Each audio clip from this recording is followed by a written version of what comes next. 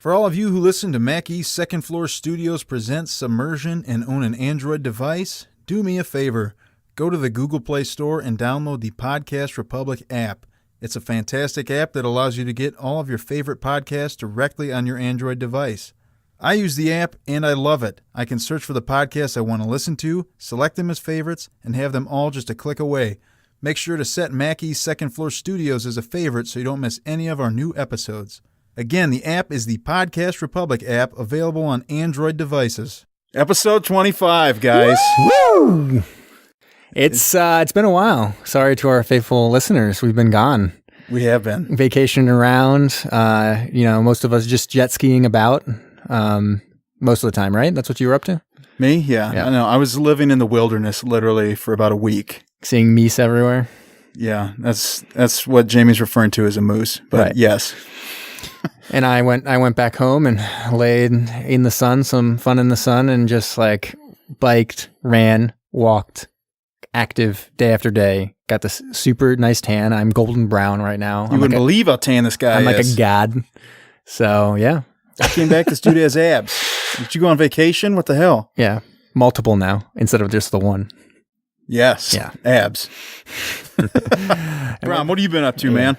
Well, not a whole lot. As most of my family and friends will know, I've been battling stage 4 bronchitis and pharyngitis and laryngitis. And stage 4, what does that mean? It spread to the rest of your body? I don't know. I just wanted it to sound like I've been going through some ordeal. It sounds like you have. Yeah, it really does.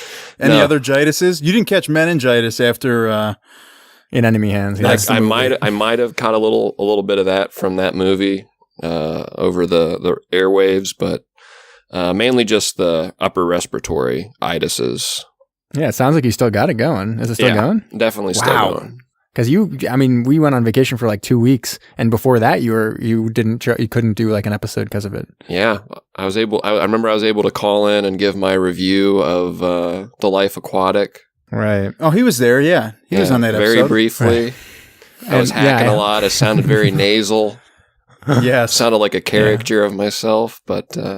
So soon, yeah. I mean, hopefully you get over it, and we won't be pouring one out and honoring, what was it from Steel Sharks? For absent friends. For absent friends, like we do with Mustard Man. Rest in peace. R.I.P. Yep. So it's just us three tonight. Yep. We do have an interview with an expert. Mr. Eric Marino is back on. And if you're looking for somebody awesome to follow on Twitter, his handle is King Neptune 767, all one word. He's also the moderator / co-creator of the R Submarines subreddit. It's a pretty good subreddit. It's got a lot going on. It does have a lot going on. It's pretty great. And we get a lot of good information from him. He was on our U571 episode. And yeah, we talk about nukes, submarine cables, typhoons, and a couple upcoming sub movies. Really?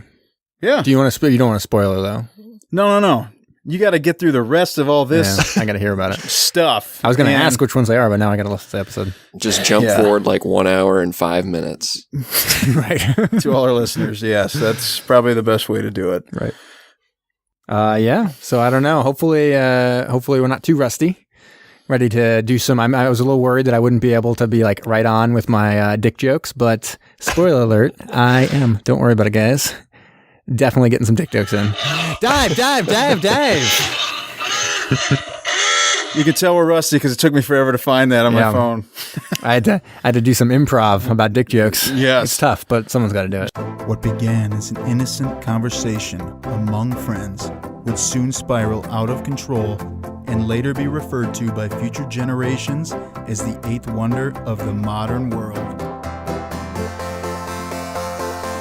Mac East Second Floor Studios takes you on the journey of your lifetime as your captains, Alex the Mustard Man, the artist formerly known as Brom, Jamie the Brain, Kyle El Capitan, and Zach the Backbone present Submersion.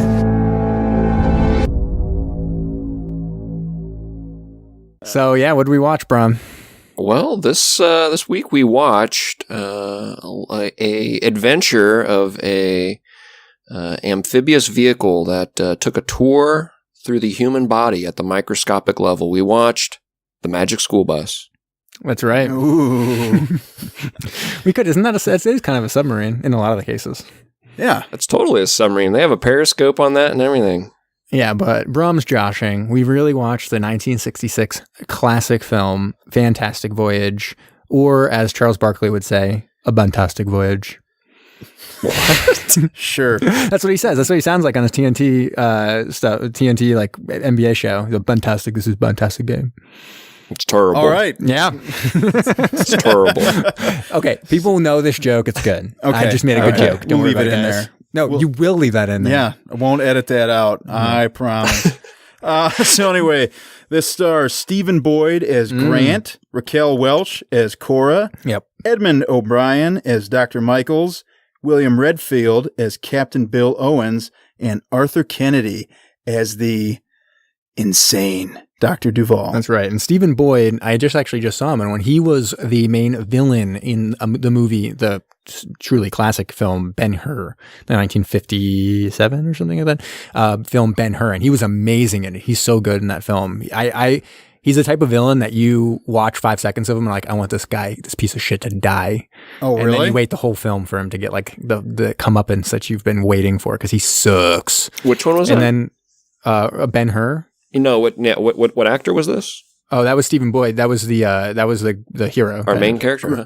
Yeah, Grant, yeah. yep. The guy who's just like rugged good looks. Like he looks like they carved him to be a actor, like a movie star.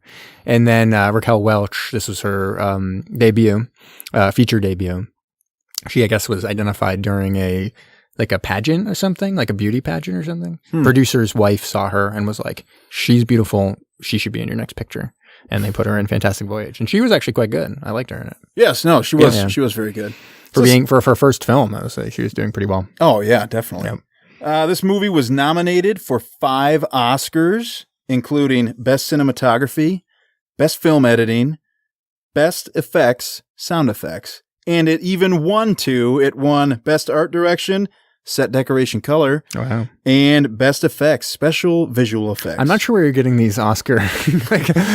I know. I was best like, effects, special visual effects. I feel like that's the thing they say when someone's on stage, like, and the award for best effects, special visual effects. Like that's what they say. I know. Like, I thought it was weird, and I was like, well, I know the categories change over time. I think they just so- call it special effects. Well, I would hope so. Yeah. But so to put this in perspective, well, I guess we'll go into that later when we talk about the effects. You can see some of the things I have in my notes there. yeah, no, it's pretty amazing. So this was directed by Richard how do you say that? Fleischer? Fleischer, You know yeah. how bad I am with names. Yeah. He also directed Conan the Destroyer. Now, Conan the Barbarian featuring Arnold Schwarzenegger is a great movie. I really love that film. Conan the Destroyer is kind of a piece of shit, but yeah, it's fine. Dr. Dolittle, not the Eddie Murphy one. No, not the Eddie Murphy one. A movie called Mandingo. That seems unpleasant. And a little submarine movie that we all know and love, 20,000 Leagues Under the Sea. Wait, what? He also directed that one? Yes. I had no idea. Mm-hmm. Oh, that's pretty cool. Sounds like there's a easy Phantom Zone coming up here. Yep. Yeah. All right. Alrighty, let's get into this. Start that timer because we gotta. Boom. Yeah, actually, maybe up it to like 45 minutes because we're gonna talk long. Actually, I'm going to send it to 22, so we don't have a whole lot of time. Wait, you did it even shorter this time? Well, it's just a minute. Oh my We God. can do it.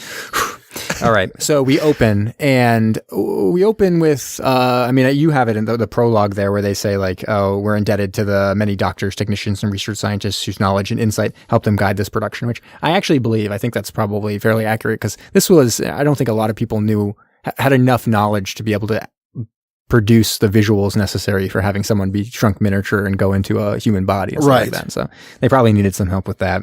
And then we get a little intro where Stephen Boyd is kind of getting this guy to some handlers. You get the sense that it's the U.S. government is getting this scientist or this person from Stephen Boyd and trying to take him to safety. And in the process of taking to the safety, they get rammed into by a car. It's almost like there's a whole bunch of movies like this where they're transporting like a prisoner or whatever, and then like out of nowhere a car smashes into stuff, explodes, and they're able to they kind of injure the doctor person that they were trying to VIP. save. Yeah, the VIP. But they're able to get him to safety. They kill all the people who are trying to kill them and get the guy to safety. But he's been apparently hurt in the process. Yes, he's in a coma now. Yeah. And this because he did hit his head. He even has a blood clot in his brain now. Yeah. So he's Dr. Jan Benes, and he's been working for the Soviets or for East Germany or something. And he's been able to, anyways, we'll get to what he was able to do. But they bring Stephen Boyd back and basically are like, you're going to be part of this special project. And he's like, oh, what's the special project? He's like, well, come with me to this special, department. And the department's called... We need to save his life, basically. So he starts taking him to this big government department called the CMDF, Combined Miniature Deterrent Forces. Did you hear what Grant said, Stephen Boyd, Grant said right before this? He looks at that and he's like, I don't mean to be inquisitive, but this CMDF, for all I know, it could stand for the Consolidated Mobilization of Delinquent Females. Oh boy, oh boy. What a zinger. FBI, for all I know, this could be female body inspector. Yeah. The whole place looked like Austin Powers. I thought the underground base for Dr. Evil. It was a little bit. I thought that too when they're driving around in the cart. And the vehicle, I was like, It was a little like pre-ironic irony of this kind of stuff. It's almost like Tango and Cash for cop movies where they made it in all seriousness, but now you watch it and you're like, this is hilarious because of how serious you're taking this. Yeah. And this is kind of like pre-irony of something like that where it's like, it's this ridiculous acronym that really wouldn't be the case. They wouldn't make that be the acronym. And the whole place looks pretty ridiculous. Everyone's like scooting around on scooters and like golf carts and stuff like that. It's supposed to be helmets and all that on. Yeah, it's supposed to be this crazy top secret, super efficient, like government entity that is battling it in the Cold War against the Soviets. And they have a very secret, well, it's not super secret weapon, I guess, because the Soviets have it too. Yeah. But they have a shrink machine. Right. You couldn't even call it a shrink ray, but they can reduce things down to size. But the biggest problem they have is it can only stay miniaturized for 60 minutes. And this is one of those things 60 minutes. Exactly. Yeah. This is one of those things where later they'd be like, this is idiotic. Like we need to change this. But like the fact that it can only stay for exactly 60 minutes, an arbitrary unit of time that was invented, like has nothing to do with like science or anything really. Right. I mean, so like, it makes no sense that it would be exactly 60 minutes, and yet they don't even care. They're like, yes, it's exactly 60 minutes. We have to make the stakes of this movie set in stone, 60 minutes. Yes, but the scientist that they were trying to bring in has the key to unlock whatever it is that's limiting this to 60 minutes, and you could stay shrunk indefinitely, I guess. But you probably wouldn't want to. Probably not. But unless you were trying to do some nefarious thing or something like that. I don't know. You'd be really tiny. You'd be really tiny, but like it's like Ant-Man. But I guess he can go back and forth, right? I've never seen it. Me neither. Anyways, got the sequel so coming the scientist, out. Yeah. So Jan Benes. Not a sponsor, no. But yeah, Jan Benes basically, he discovered it in the Soviet Union or in East Germany or something like that, and he doesn't want to give it to them. He's realized the error of his ways. Their godlessness. Get out of here. Like he wants to give it to those God-fearing Americans, and so that's why he's come over to kind of help us out. But because he's in this coma, they can't get the information out. So they're going to use the machine that they are going to fix with this guy to miniaturize some doctors to do an operation to fix them so they can miniaturize people for longer. And now you'd think, well, what's Stephen Boyd doing here? He's not a scientist. He's not anything. He was the handler who got the guy here. Mm-hmm. Well, they have two doctors who are there. One is like a vascular specialist played by Donald Pleasance, and then from Halloween fame. And then this other guy, Dr. What was his name? The guy they thought, Devers, right? Duval. Duval. And he's more of like the scientists. He made like a laser. He's like the specialist for destroying this clot. Mm-hmm. And him and his assistant, the beautiful Raquel Welch, are there. But they think that Duval, who's kind of like a wild card, he's almost like me in this group of guys. Like I'm kind of like the wild card party animal, and you're just not sure what I'm going to do. Right? We have no idea. Right? I could betray you, and so that's why we have Brom here to kind of like keep track. And you're more like Donald Pleasance in this situation. I am. I'm paranoid. Yeah, and you're also. I am. You're bald as can be. You got like a total egghead. Yeah, it's crazy. Any of those pictures that I have online, total false. Hairpiece. Total falsity. Yeah, I'm wearing a wig. Yeah. I got a good deal at toupees. Right. I can even make one for you. You're totally bald on top, but you have a full beard. Like you actually have not. That is no problem. No. Yeah. That's how it works, actually. Is that I think right, I read. Well, I read, on the internet because everything's true. If you can grow a better beard, you are more likely to go bald. So when when I'm told by people close to me that I have a shitty beard, I think, well, okay, at least I'll have some hair. Yeah. So let's spend the next 20 minutes talking about this on Beardcast. Welcome to Beardcast. I definitely can. I actually did some research as I am unable to grow facial hair. Oh, good. But you have a full head of hair, right? I do. Yeah. There we go. So does my dad. And my brother is mid-40s now. He doesn't have facial hair either. Does he have a lot of hair? Yep. Perfect head of hair. This isn't even n equals 1. This is n equals 3 at this point. Mm-hmm. So anyways, they have a new theoretical submarine. Now, this is submersible month. They claim this is a submarine. It is. You think it's a submersible. Now, the only thing is, what's the definition of a submersible? Just size? I don't know. Bram, can you look that up? Sure, I'll work on it. I feel like maybe a submersible is something that's launched from another, like a ship or something like that. And now this would truly be a submarine. But for the sake of this month of submersibles, we're still going to call this a submersible because it's quite small. But anyways, it's called the Proteus, and they've made it it's all theoretical. And the idea is that it's going to be able to go into the human body. They're going to shrink everyone and they're going to inject them into the human's body. What's that? I got it. Yeah, what's that? All right. The submersible is often used to differentiate from underwater vehicles known as submarines, and that a submarine is a fully autonomous craft capable of renewing its own power and breathing air, whereas a submersible is usually supported by a surface vessel, platform, shore team, or something larger. See, so there we go. Shit. So we fucked it all up. Let's wrap this up. Well, I guess we throw this into the garbage, right? Yeah. End of this one. Total trash. Or you know what? Tender an apology to Eric Murray. We already watched it. Yeah. Apology to Eric. We're going to throw away his interview as well, since it was attached to this garbage. Yes.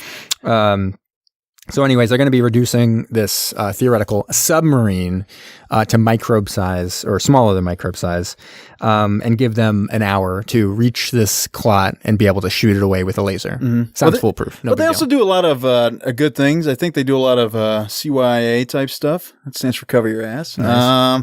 And this is nuclear powered. Right. And they're using this tiny nuclear molecule. Yep. And everybody's... Well, Grant is like, well, how's anybody going to know where we're at? And they're like, oh, well, it's just like any other radioactive isotope in the body.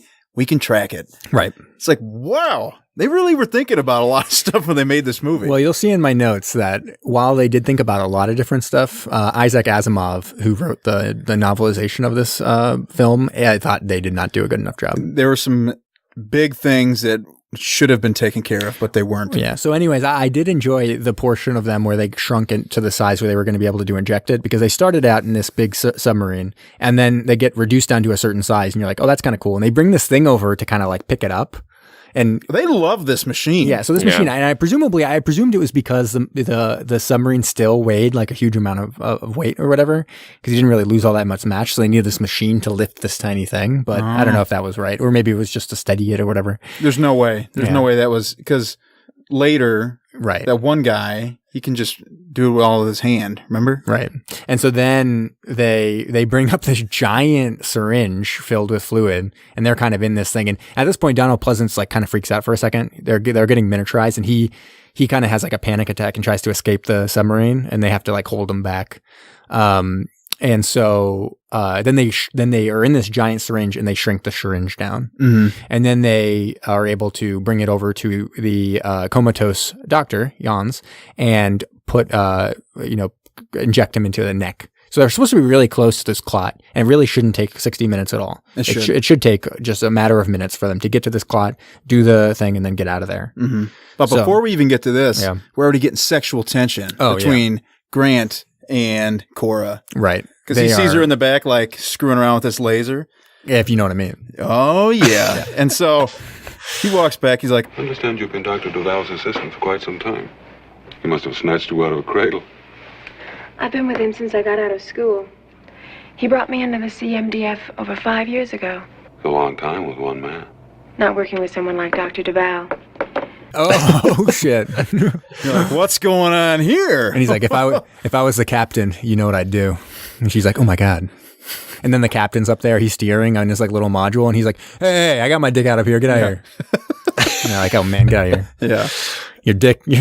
Your dick must have went through an extra miniature ray, am I right? Yeah. And everyone's like, oh shit. And at first, when everybody was getting like buckled in for the voyage, I thought something was really wrong with that Duval guy, because like he was putting on what looks like a normal lap belt across his chest, Yeah. but then everybody was doing it. Yeah. So anyway, that's not important to the It's story not important at at all. all. So anyways, they go in there going into the blood. They see all like the cells and stuff, and they're like, oh man. And then they have like this conversation. They're like, wow, imagine like all of this happening in the human body. And Donald Pleasant's character is like, yes, that's 5 million years of evolution at work. And Dr. Duvall's like, evolution? You don't think there's some creator out there making this happen? God is great and religion is good. 1966, thumbs up to everything. And everyone's like, cool, yeah, totally. At this point, you're supposed to realize that Donald Pleasant is, of course, the bad guy because he is godless like the Soviets. But I'm not sure why they airmailed it like that. Yeah. Yeah, it was pretty obvious. I mean, there's only basically two people that it could be. It could either be Dr. Duvall, who they have said the entire time is the bad guy, or in a twist, Donald Pleasance. Real M. Night I wonder what it Shyamalan is. Yeah, I situation wonder if here. it's going to be the twist or not. Yeah. So anyway, they're going along and everything's going fine. For like 5 seconds, yeah. Yeah, and then all of a sudden they get thrown into this kind of like whirlpool. Yeah. And everybody's getting some intense G-force thrown on them, and all of a sudden they bust through the carotid wall. I don't know what you call it, arterial wall, and they're thrown into the jugular because there's some kind of They connection that was call made. it an arteriovenous fistula. So it basically during the attack, it was so tiny that they couldn't see it on any scans, but they had this damage that kind of made it so that you could go from one to the other And there directly. you go. Yeah. So they're like screwed. They're basically like, we may as well. Donald Pleasant's like, we may as well get out of here. Or the pilot or something is like, we may as well get out of here. Like there is no way for us to get to the clot without going through the heart. And we've already said there's too much turbulence there. We can't go through it. Because if they go through the heart, the submarine will be just ripped to shreds due to the force. And they're like, okay, well, no. Let's find out from up above, from the generals and stuff, what they want to do. And so they talk to them via Morse code, and they're like, there's only one thing to do. Not to get them out, but let's stop the heart. They can go through the heart. They still have plenty of time. It will be no big deal. Plenty of time because they can stop the heart for 60 seconds. Exactly. If it's over 60 seconds, this person is dead for sure. Yes. And again, it's like just like a round number. It's going to take the Proteus 57 seconds to get through there. We only have 3 seconds to get his heart started again? Yep. Wow. And I was hoping, I was really anticipating some kind of defibrillator type situation. Yeah. And it was just like, shock the shit out of this dude. And I was like, oh, is this going to fry the sub? What's going to happen? That's what I thought too, yeah. And kind of, they do a little bit of something. But yeah. So anyways, they stop the heart, they go through, and you're like, oh man, are they going to make it? And spoiler alert, they do, because this would be a lame movie if they got like ripped to shreds at the middle of the movie, and then they spent the rest of the time lamenting the loss of the scientists and the scientist who could have saved everyone or whatever. Mm-hmm. But instead, they make it through by the skin of their teeth. My God, 57 seconds on the dot, and they have 3 seconds, and they get the heart pumping again. Everything's back to normal. Phew, like everything's good. So they're kind of going along, and they have to go through kind of along the lungs a little bit before they head back up towards the brain. Yes. And they are kind of going along, and everything's good. They're looking out there, and they're seeing the exchange of oxygen. This might actually be where they were talking about this might have been where oh, yeah. Oh, it is. Yeah, this is where they talked about the religious stuff, because they see the blue oxygen deprived blood cells turning red as they get the oxygen, and they're like, oh man, we're the first people ever to see this. God is great, we love God. And they do a couple Our Fathers and Hail Marys, and they pull out a rosary, and one of them becomes a priest at one point, and they it's all, say like, mass. crazy. Yeah, they have a full Catholic mass in the middle of this Latin. It was crazy. Not English. Let's get out of here. That's not real. Anyways. And so, but also at this time, very convenient that the air pressure starts dropping in the Proteus. Right, yeah. And they settle to the bottom, and they're like, may as well get out of here. Like every single time something kind of wrong happens, they're like, we may as well get out of here. And Stephen Boyd's like, wait a second. Let's think about this. Like, we're right near the lungs. Could I bring like does this have a snorkel? And they're like, it does. I mean, yeah, obviously. Come on. It's a submarine. Theoretical submarine, please. And they're like, what happens if I brought it over there to the bronchioli or whatever it's called? Alveolus, whatever it is. And poked it through the wall. Yeah. Like, would I kill him? And they're like, well, you're so tiny that no, it's probably okay. Probably a whole bunch of things have holes in them. And he's like, okay. So they go out there and they're like, it's real dangerous because of like all the pressure differences and stuff like that.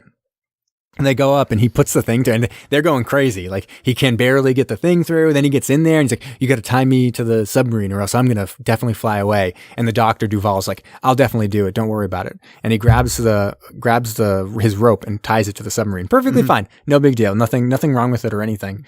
And he goes in and he starts to fly away, basically like getting exhaled. And the line snaps. And it's kind of an amazing scene because they have this huge soundstage, and he's flying all clearly on wires or whatever, but flying all over this soundstage like he's flying, like it's Peter Pan or whatever. And the line snaps and he flies away. But then when he inhales again, he comes back and he's able to like claw his way back up. Yes. They get but back, the snorkel thing worked. Everything worked. They got it all refueled. Everything's all good to go. But they get on, and him and Donald Pleasance kind of like put their heads together, and they're like, I mean, Duvall is clearly the bad guy. Like, it definitely won't be a twist. Don't worry about it, viewers. Definitely not a twist. And, because he tied up my thing and it snapped. So, like, fuck him, right? Mm-hmm. Yeah. Oh, and also at this point, like, the laser has fallen or something like that. Oh, yeah. Right? So the laser is supposed to be secure. Yeah. And Grant even saw Cora secure it and back. So he's ready to defend her. For sure. More than Defender, am I right? Yeah, he is. You know what I mean? And so when they go back, the laser's the one that they're supposed to use to cut out the clot is totally damaged. Yeah. And it's unusable right now. And so they firing pins busted. And so again, they're like, well, let's just pull out. Yeah. Time to pull out, as you would in this situation. Right. Yeah. And so they go to, and Boyd's like, wait a second, let's not pull out so quickly. Am I right? And he opens, he's like, I could cannibalize the wireless system here. We would lose communication, but like, they'll understand. They'll understand what's going on. Oh, darn, it's only Morse code anyway. Yeah. And so, we could get it, we get a firing pin from it, and we could get whatever else they needed from it pretty easily. And so they fixed the one part, but the doctor's like, I gotta like shave down this firing pin. It's too big. And like, but I can make it. I just need to do it. And this is when Grant even comes to Michaels. He's like, hey, I saw that thing was tied down. Somebody's trying to sabotage this GD mission. Right. And so then and they're like, okay, we don't really have enough time. The best way we can do this, we have to go through the ear. And they're like, oh man, but if we went through the ear, we'd be like destroyed by any sound waves, which is somewhat ridiculous, but whatever. It's not like the ear is like, totally magnifying sound waves or something like that. Have you ever traveled through an inner ear? You know what? You're right. I should be not so hard on this movie. I've never done it myself, and makes me think that I should probably do it. You're right. So next week I'll be traveling into the inner ear. Cool. Yeah. Thanks. And so they go into there. Okay. Well, what are we going to do? And they're like, oh, well, once we go in there, even though we can't communicate, once we go in there, they'll know what's going on. They'll keep it quiet. And they do. They do. Yeah. And they're like, oh yeah, definitely for sure. Like, I know exactly what's going on here. Like, we got to all be quiet. So they all get quiet, and they're traveling through the inner ear, and they're like, this is all cool, don't worry. And then what do they have to? They get everything gets plugged. They were going through because there's all sorts of reticular fibers. They had to go stuff. through this. Oh, that's right. That's even why they chose to go through the inner ears, because they started to go through this kind of inner space, and they were getting everything was getting clogged. So like, one of the better ways to go through the inner ear. And so then they were in the inner ear, and they lost pressure or whatever. And they were like, no, it's because of the stuff that we picked up in that reticulum area. I'm like, okay, well, we better go out and clear it. So they're out clearing it, and a doctor is basically like, looks sweating, like real like, bad. It looks like he's like hungover or something. He's like, oh my god, he's like sweating just bullets.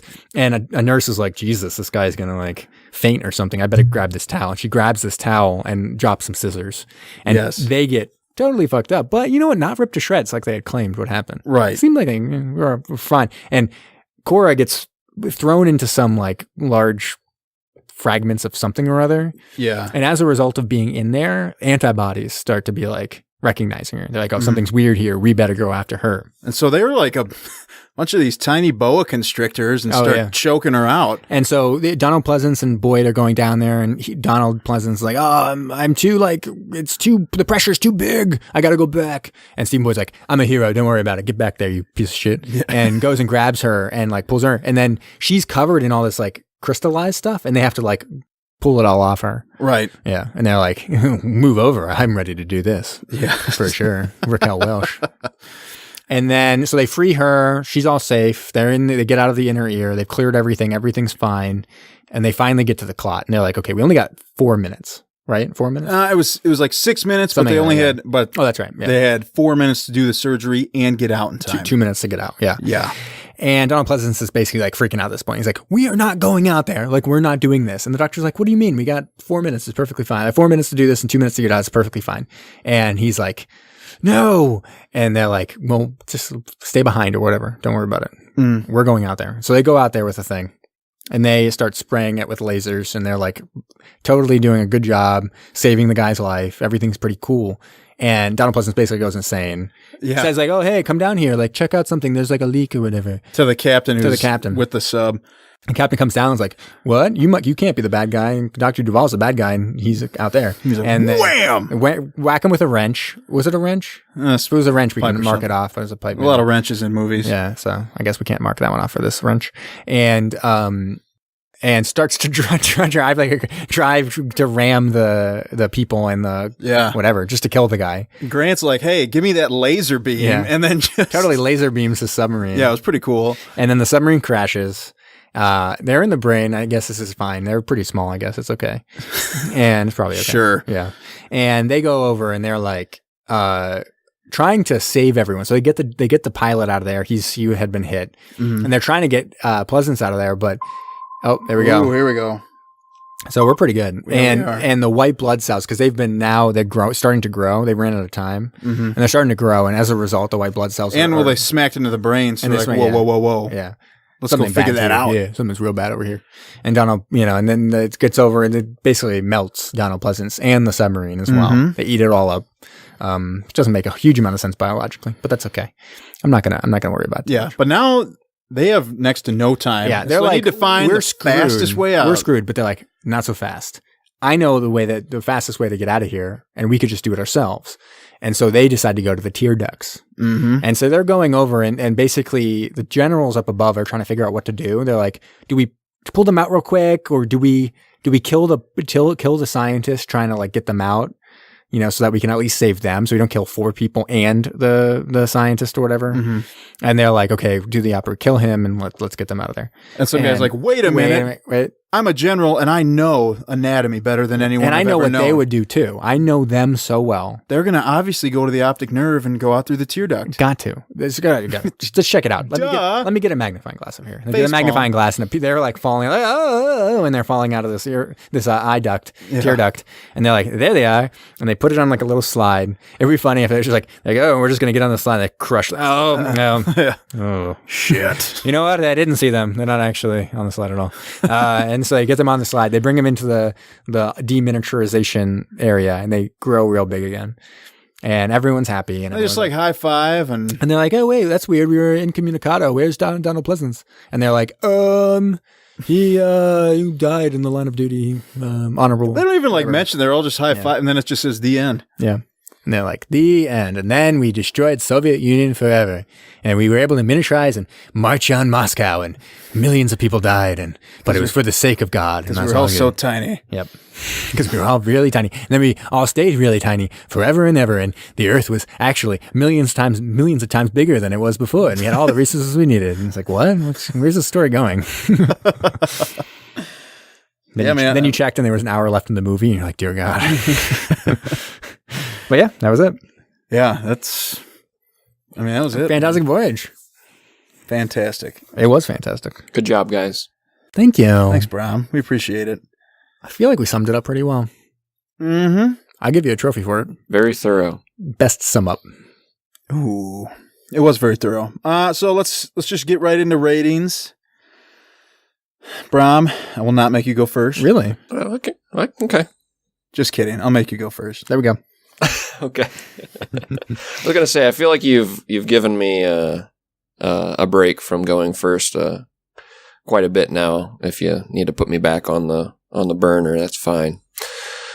So my thoughts with this, I thought the intro, the movie started up, it was it had like almost a contemporary feel to it. There was no dialogue or anything. And almost, with the car crash and everything, it was almost like they did like one long continuous shot. Whether they did or not, I can't remember.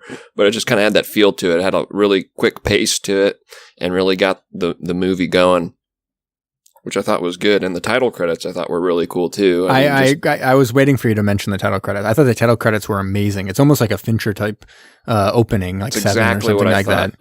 that. It's a really cool opening and something that I wouldn't have thought would have been around in like 1966. Yeah, I mean, we're talking just 60 really awesome. years old now. Yeah. It was really cool. I enjoyed that.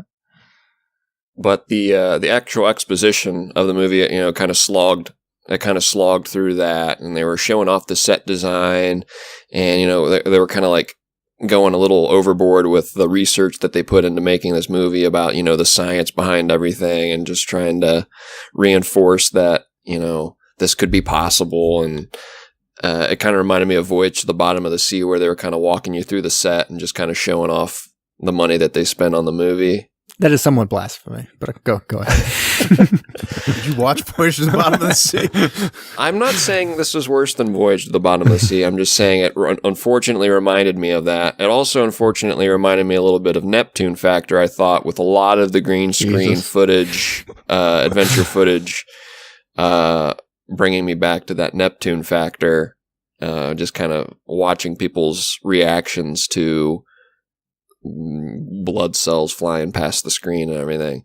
I did think a lot of the practical effects and set design, though, of the human body were really impressive. Again, for 60 years old, I thought that was really cool, and was probably the highlight of the movie, and was really probably the highlight of the movie at the time as well.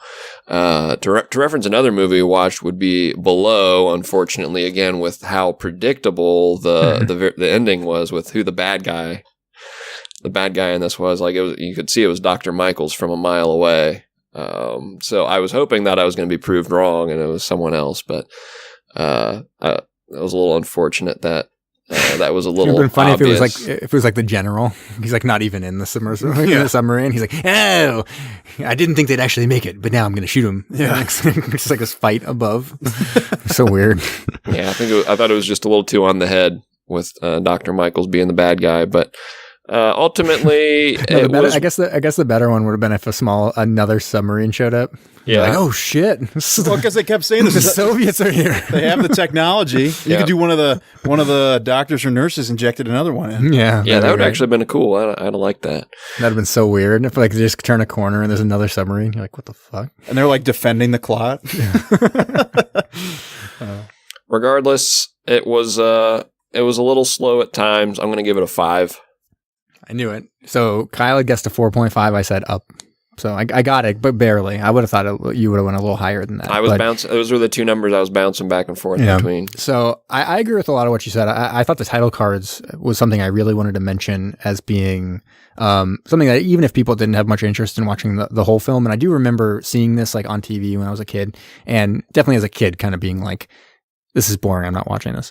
But like, even if you weren't interested in it, weren't boring, like they are interesting title cards, and you don't have to watch very far to see a pretty cool beginning of a film, even if the rest of the film isn't in the kind of the same artistic quality. Right. If you compare it to like the other movies we've watched from, you know, the 50s, 60s, 70s, they're all kind of formulaic, where it's just kind of like filming water and then they just put the names up.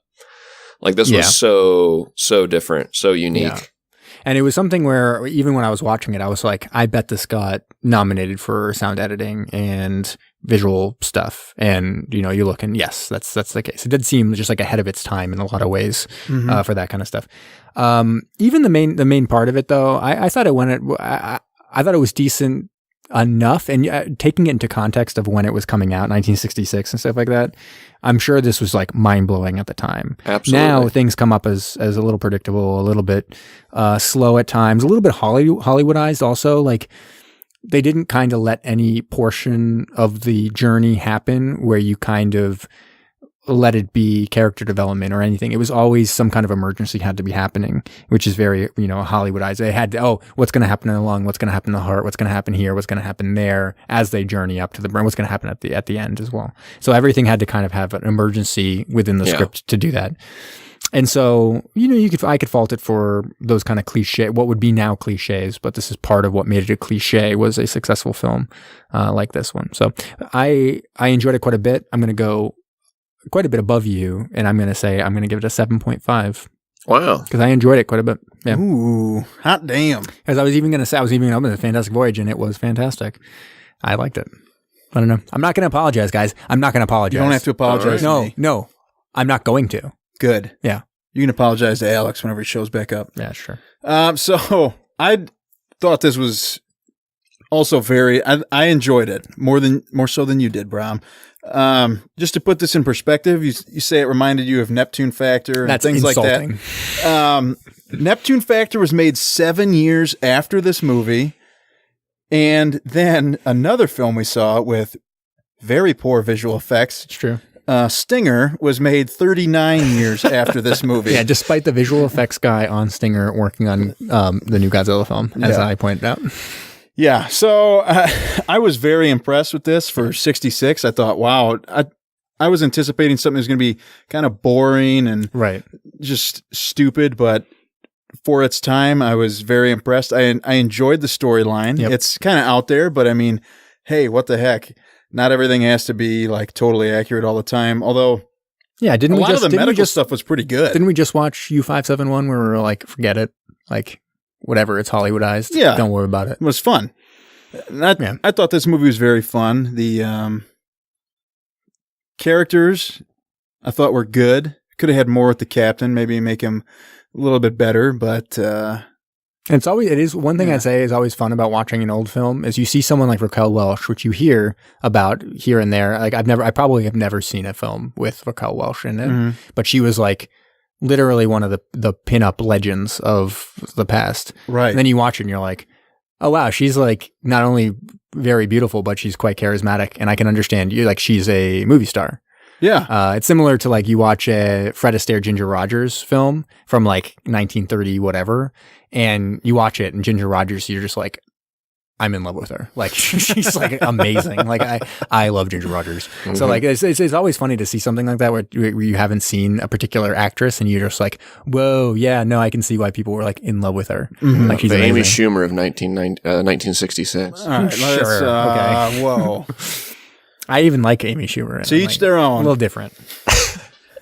But anyways, I'm going to go ahead and match Jamie at a 7.5 on this. I thoroughly enjoyed it. Like I said, I was really impressed for 66. Yeah, and I could have went higher, but I do understand that it's not. I look at something that I gave an 8, and I always go back to Run Silent, Run Deep, which I believe I gave an 8, and I kind of center around that a little bit. And I do like Run Silent, Run Deep better, even though I don't think it had as much innovation. Like I think this one shows up as a classic on a lot of lists, Fantastic Voyage, because of the innovation that you were seeing. Well, visually it's very good. Visually and sound and editing, everything wise, like all the visual stuff and the creation of a movie stuff, like this was very innovative and influenced a lot of movies throughout time. So, I do enjoy Run Silent, Run Deep story and all that other stuff a little bit more. So I had to go a little lower. Yeah. No, the story on that is so solid. I remember you even referred to in one episode, you talked about the movie magic where you're looking at miniatures and stuff. Yeah. And I thought the miniature work in this movie was really well done.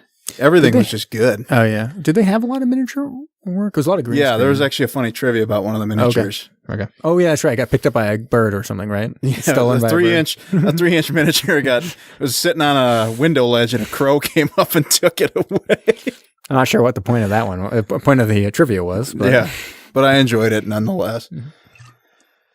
All right, shall I get into some trivia? Let's do it. All right, so some of this will be, I think there's one trivia I have that we've already mentioned a little bit, and you might have some comments on that you've saw some of the trivia as well. But I'm going to start off with just like a fun anecdote, which was when they were filming the scene where they were trying to remove the antibodies from Raquel Welch's person. Richard Fleischer wanted it to be kind of improvised. So they said, like, we're not going to rehearse it. We're not going to do anything. I want it to be real, kind of like you want to save this person, right? And so, but the first time they did it, everyone was a little worried about grabbing at her bodacious bosom, if you will, because it's quite bodacious. Ooh la la. Right. And so that everyone avoided. And when they finished the scene and she got up, she basically had a bra of the antibodies left. Like no one grabbed any from her breasts. And part of the reason why he wanted to do it improvised without any rehearsals also is it just took so long to get it all on her, like get all the antibodies like sewn onto her costume. It's like, oh, let's do it again. But remember, like you gotta reach for the breasts. And so then when they did it a second time, everyone reached for the breasts, and it was like the opposite effect. Basically, they only removed antibodies from her breast area. And he's like, okay, they had to actually choreograph exactly who was taking from different areas. And I think you can even see it in the final effect where like each person is kind of in one spot, pulling away, so that she ends up getting it all taken off in the end. Okay. So Isaac Asimov, a really interesting story with Isaac Asimov here. So he's obviously a super duper famous sci-fi writer, and they wanted him to do the novelization. They would have no one else. He didn't even want to do it. He was like, this plot there's a bunch of plot holes in this.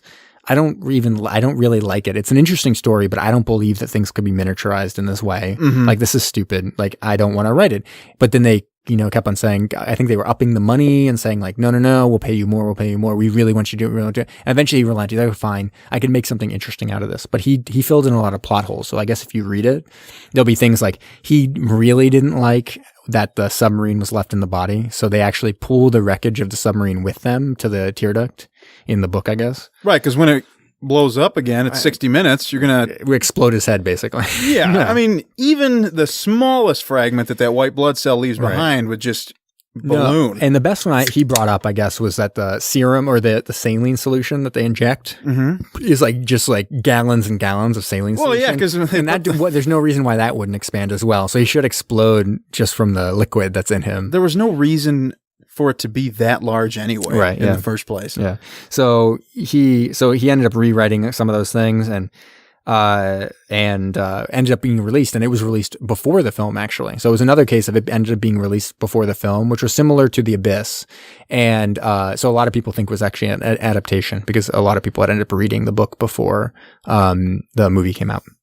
Interesting. So then he was also tasked or approached with writing the novelization of the sequel. So little did people know, but there actually was a sequel planned and went pretty far into development before getting mired in development hell. So anyways, the outline was kind of something we had mentioned, which was that there was two competing submarines in a body that they were trying to save. So Soviets were trying to kill, and the U.S. put a submarine in there as well to battle it. It's supposed to be World War III. Now, depending on where Brom was in this whole situation, it could have been World War Brom. And oh my gosh, I don't know. What side would you have even taken? I don't know. Probably at this point, Brom's side. I would think, unless he was. Are you saying that Brom is Soviets in this situation?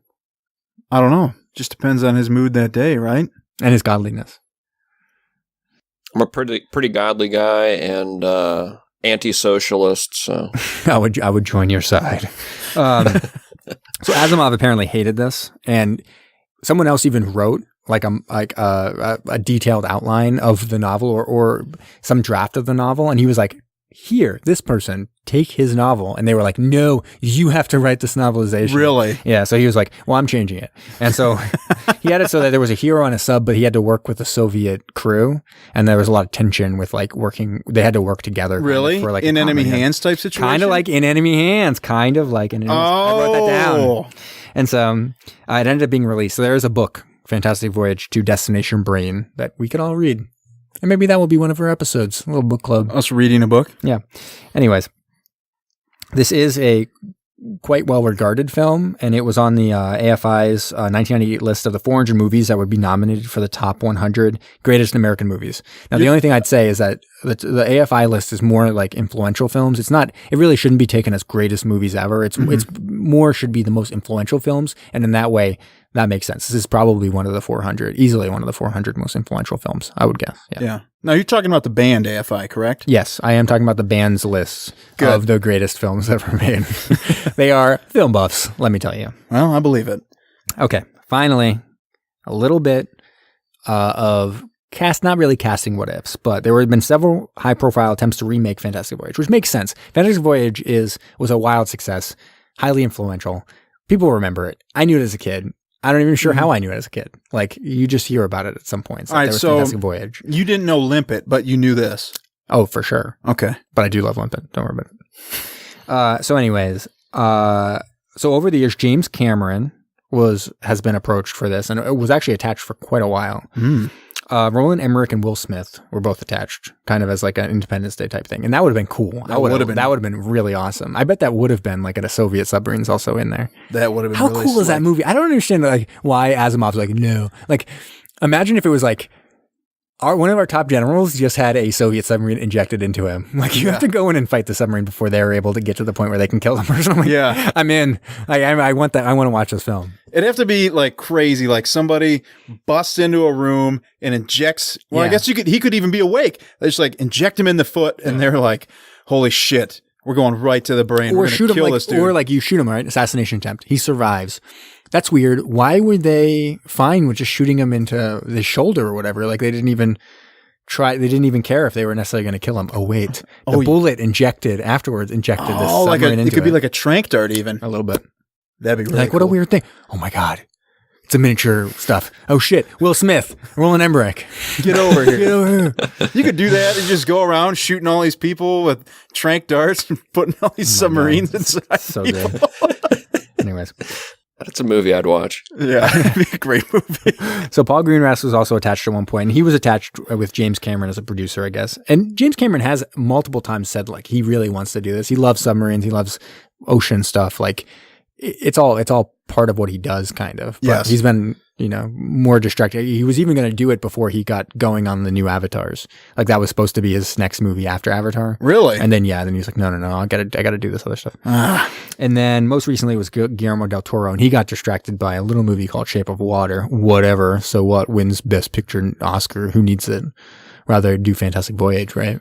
You should have. Yeah. So anyways. So none of this has anything to do with my casting what ifs, because this is a movie about miniaturization. So we're doing some miniature actors who might have done well in this film. Oh, it's not like Honey, I Shrunk the Kids type stuff? Nope. So Tom Cruise, 5'6", actor. He is 5'6". That's real short. It is. I would put him as Grant. You think he's got to be the hero? Yeah. I think that's probably right. You got to do as a hero. Mm-hmm. Although Although Tom Cruise he's been really good in support roles like Tropic Thunder. I feel like the only way you do it then is that he'd be like the general outside of it, where he's like kind of funny outside of it. But no, you're right. He's Grant. What about Al Pacino, also 5'6"? He's 5'6". Yeah. Al Pacino, I would put as the sub-captain. Oh, really? As a captain? Yeah. I would have thought Dr. Duvall. He's sitting in that glass bubble the whole time. I would kind of like him as Dr. Duvall, only because like then it's like he's a bad guy. He's like, what? I'm a bad guy. Al Pacino. Hoo-ah. Oh, yeah. How was that? That was pretty good. Thank you. What about Michael J. Fox, 5'4"? Oh, in his heyday, obviously. Gosh, I would have a hard time putting him as Michaels. You couldn't, yeah, it'd be tough because Michael J. Fox is like so lovable. He's too lovable, yeah. He'd be a different version of. He'd be the captain. Well, it's interesting. I feel like, yeah. I mean, a possibility he'd be the captaining around, but and just like kind of like character actor, maybe later in his career or whatever. He's kind of just like the whatever. If he was in the Grant, it'd be a very different movie, almost like Back to the Future, kind of like a zany, but like he's the hero, but you don't necessarily think he's going to be the hero, but he's the hero, right? Kind of stuff. And he plays electric guitar, and he discovers whatever rock and roll, right? Oh my gosh, that could be how they wake up the scientist. Is he's just in there playing his favorite song? Yeah. Well, Johnny Be Good. Yeah, Johnny Be Good, right? They could have doubled down on the radio technician aspect, where he's like the techie nerd and ends up having to be the guy that saves the damsel in distress and rescues everybody. Yeah. With rock and roll. With rock and roll. Right. Sure. Because he invented it. And hoverboards. I know you guys want to put me and shrink me in the submarine, but could you just shrink me on my hoverboard and I'll zip around? So what about Danny DeVito, 4'11"? Danny DeVito is Grant. Really? No. Come on. Get out of here. No, Danny DeVito. You think I would think Michael. No, if we're being dead serious, he'd be the general. That's true. That's true. Yeah, he would be like I think that's right. Drinking like sugar-laced obsessed coffee. With sugar. Yeah. It's a bad day to run out of sugar. Smoking cigars. I loved a lot of that stuff. It almost seemed like improvised. At some point, he knocked over a coffee cup, and one of the guys goes, "Oh man, just got it dry cleaned." It's like, wait, what? Am I supposed to care about your dry cleaning? Hold on a second. Yeah. What about Peter Dinklage, 4'4"? The Dinkle. Where would he go? I feel like he could be Dr. Duvall. That'd be a fun one. They kind of, but he could. I think he could also be good as Michaels, being kind of paranoid, and then turns out, what a twist! He's the bad guy. Right. How about you, Brom? Yeah, I think you're onto something. I was thinking Michaels Grant would be too far fetched as well, unless you want to go the zany angle with it. Oh, well, maybe. Have Cora draped under his arm at the end. She's like on her knees in order to be so, but Peter Dinklage is a American hero, so I'm not I wouldn't be surprised of him getting the That's damsel. right. I keep forgetting. I keep thinking he's British because of Game of Thrones, but he's not. I don't think. And what about Ed Harris? He's actually only 3 inches tall. Everything has been done that he's filmed with by forced perspective, like in Lord of the Rings. Wow. It's also why every film he does wins the Academy Award for visual effects, because they're like, oh my God, this 3-inch person, it looks like he's making out with this full-grown or, regular human person, woman. Yeah. But he's only 3 inches tall. So In reality, he's Definitely 5'9", so he's not the tallest person in the world. again, I'd love a multiplicity type situation where Ed Harris is everybody on the submersible or the sub. What the heck's it called? What happens if he was the person they were operating on, and they were Oh my God! we'll never make it up to the brain. If the only way we'd make it is if he was able to flex and be the strongest man in the world, and then all of a sudden he's like flexes, and he's like, yeah! And like a submarine like shoots up to his brain. Yeah, and they're like, oh, and well, they shoot out of his head, and they gotta like put him back in. Or they're like, we're going through his dick. It's way too big. It's gonna take too long. The only way is if he flexed and his abs were so like rippling and greasy that we'd be able to make it all to the brain. And then he did it. It'd be incredible. There we go. So anyway, before you get into Phantom Zone, Yep. I saw this and I thought it was actually very funny, and I would have loved the movie to end this way. So apparently the original screenplay included a follow-up scene at the end. Oh, 'Cause, yeah. everybody was just like, oh, hey, like, welcome back. But I guess it originally called for when Michaels drove that submarine and rammed it into whatever part of the brain, it caused the scientist to forget whatever secrets he was going to divulge. Which kind of makes sense with how we were making fun of the ending, because it's like, and then of course we get the secret to miniaturization, and that changes the world? Question mark? That didn't actually happen. So it would have been great, because it would have been another situation where you're just watching it and be like, what was the point? Wait, what just happened? All right, so we're going to do a quick Phantom Zone. Engage the Phantom. Phantom's engaged, sir. Ooh. You just want to remind, in case we got any new listeners, what we're doing with Phantom Zone. Yeah, and this isn't going to be a super helpful one, because you do have to go quite far. So I go to one of the traditional ones. But the idea is we're trying to connect the actors in this film to Ed Harris and Phantom through films that have submarines in them. So you have to have an actor in this film who's also in another film that features a submarine, and that has an actor who is in another film that features a submarine, all the way until you hit Ed Harris in Phantom. Amazing. Yeah. And he's been able to do it every single time. Every single time. The only one I had to stretch for was Stinger, where we used a visual effects artist to make it to that. But it still works. Yeah. And Stinger is a garbage movie. It's not even real, so who cares?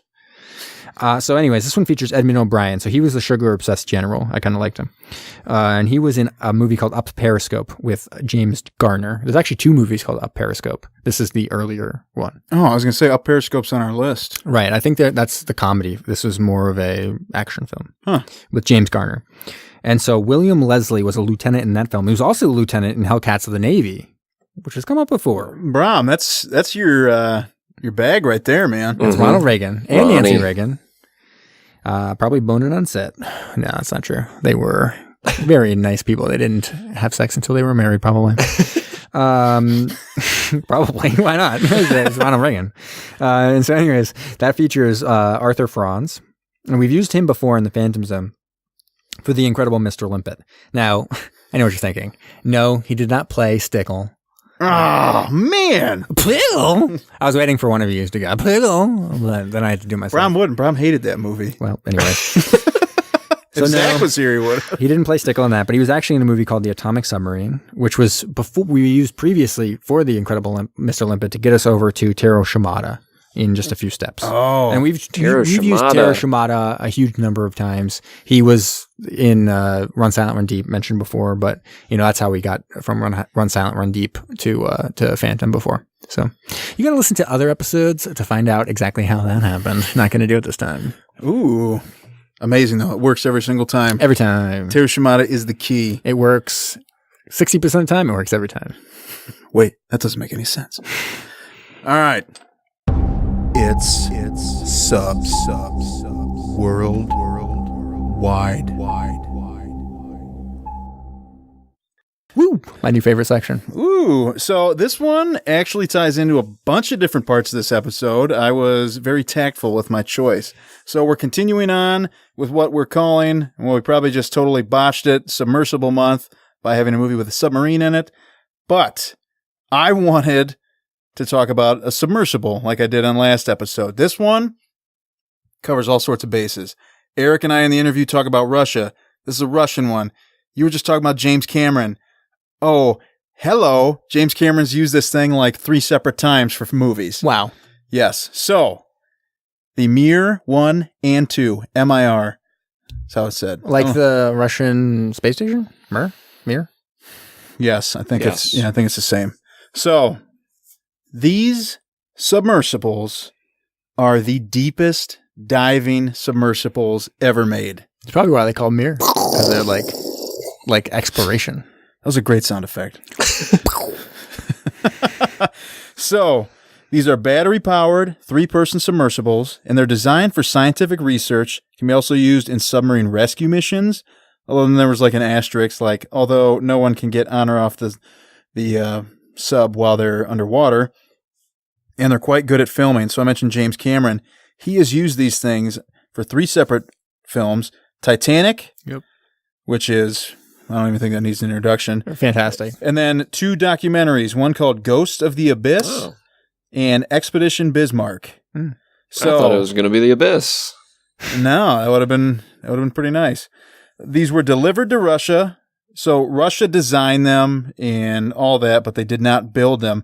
They were contracting them out, and they, due to some political things, Mumbo jumbo. Whatever. yeah, a bunch of people put in bids and retracted them because I think U.S. was putting pressure on them. Bureaucratic bullshit. Yeah. Finland was like, hey, we'll do it. So they delivered these in 1987. So they're kind of older.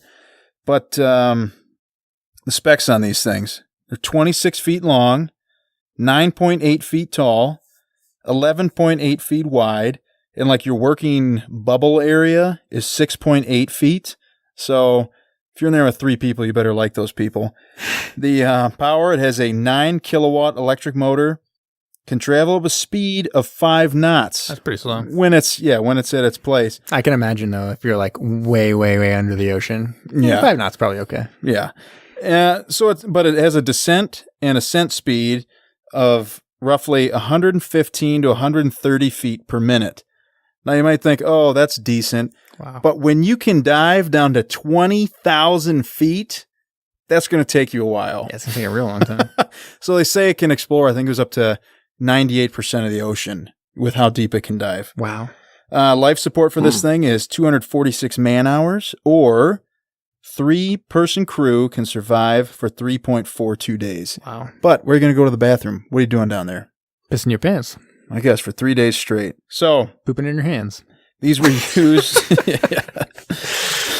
smearing it all over the glass bubble. Oh, yeah, where to put this? It's like sounds like a Tuesday for me. Yeah. Right? That'd be disastrous. You guys would be ripe. 3 days, are like, Yeah. holy shit. Right on top of each other. Shouldn't eat the chili. Yeah. Sorry, guys. So anyways, these were used to explore Lake Baikal in Russia, which is the deepest lake in the world. They're also used to explore Lake Geneva. So these are launched by a boat, which I'm sure I will butcher the name of, the Academic Mislav Keledish, however the heck you say that. It's a Russian surface vessel. And generally you only use one of these at a time, because if something happens, it becomes stranded. You know, if you're 18,000 foot underwater, You have to use the other one. yeah, you got to use the other one to go like rescue it.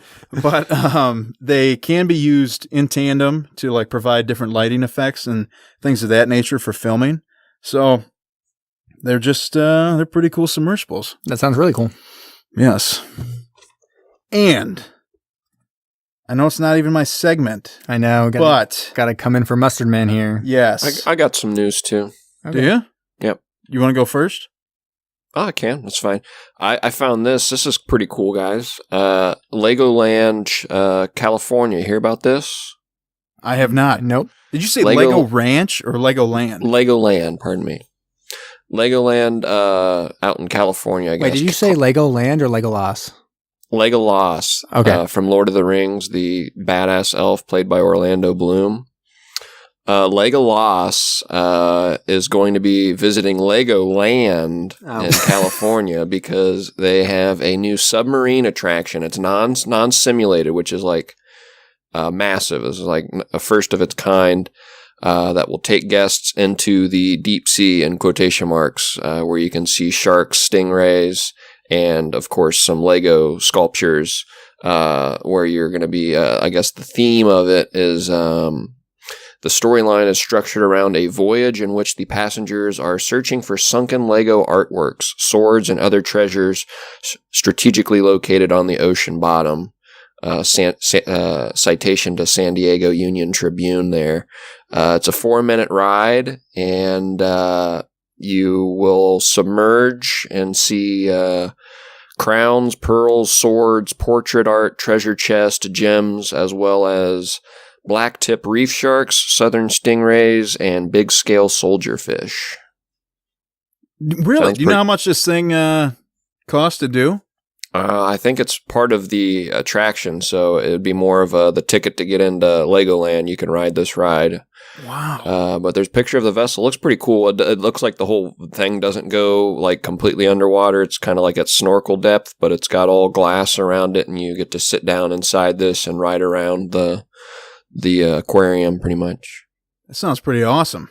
Yeah, So pretty cool. you're not out like in the ocean on it. No. It's just like a pool. Okay. Yeah, it's part of their aquarium.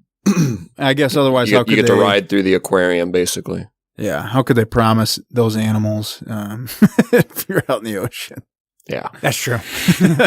I promise you will see a black-tip reef shark. They could have been trained like in Neptune Zone. Oh yeah. So they're all trained. All right, what's your news? All right, so this is big news for our U.S. listeners. The title of this article from nationalinterest.org: the Navy just launched its most deadly attack submarine ever. Oh, I heard about this one. Yeah, that's Boom! Right. So, June 25th, the shipbuilder Huntington Ingalls delivered the USS Indiana to the U.S. Navy. Although the delivery was late, this is the newest, it's the 16th Virginia-class submarine, and it's going to be totally kick-ass. That's about it. Coolio. No, I mean, I'm excited about that. Yeah. I just can't wait till the new class. The Columbia? Yeah. It should be pretty awesome. That'll be super awesome. Alrighty. So, Bram, you got a top 5? Yes, we do, of course. Or is it a top 25? Top 25 tonight. Buckle your seatbelts. Next 2 hours. Tube 3 ready to fire, sir. Commence the countdown. 5, 4, 3, 2, 1. Give it to me. Now, this will be pretty quick. I was banking on you to ask me what movie we watched so I could work the Magic School Bus in there. Nice. This is the top 5 Magic School Bus episodes as rated by IMDb users. Wow. Loving it. I like this a lot, yeah. Taking you back to your childhood. Try to remember some of these. I definitely do.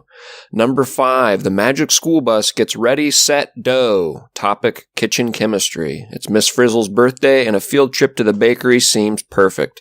Until the bus's shrinker scope goes on the fritz, and the class gets baked in a cake. Oh, they Episode do not. features Dom DeLuise as the baker. It's also the only episode where everyone on the Magic School Bus died. Because they were baked in the cake. Come on, guys. That was the last episode. Till the reboot. They got a reboot, I guess, that came out. I just saw that. The Magic School Bus rides again. Miss Frizzle. Yes. What's her name? Miss Frizzle? Yes. Miss Frizzle went to jail for a long, long time after that episode. Sorry, my whole class got baked. Aren't they doing a live action one too? I heard with, I think they're talking about the girl from Saturday Night Live that was in Ghostbusters, Kate McKinnon. Oh, maybe. Oh, really? Yeah, I think they were talking about her, or maybe it was Elizabeth Banks, one of those two, for like a live action Magic School Bus. Dude, so that Magic School Bus Rides Again is a Netflix series. Wow. So we can all watch it. I loved the video games. I remember I had the Rainforest one, and I think I had the Human Body one. Well, that's a classic. Yeah, Kate McKinnon's Miss Fiona Frizzle for the new ones. Nice. Is it? Yep. It's her. Very cool. Professor Frizzle. Hold on. Oh, it's her daughter. So Oh. she became Professor Frizzle, and then her daughter is. So Miss it's not Fiona. live action then either. No. It's Okay. Yep. All right. What's number 4? Number 4, the Magic School Bus for lunch. Topic: Ooh, I think I remember this one. digestion. Arnold's so excited he doesn't have to go on a field trip, but when he accidentally swallows his miniaturized class, he becomes the field trip. Great.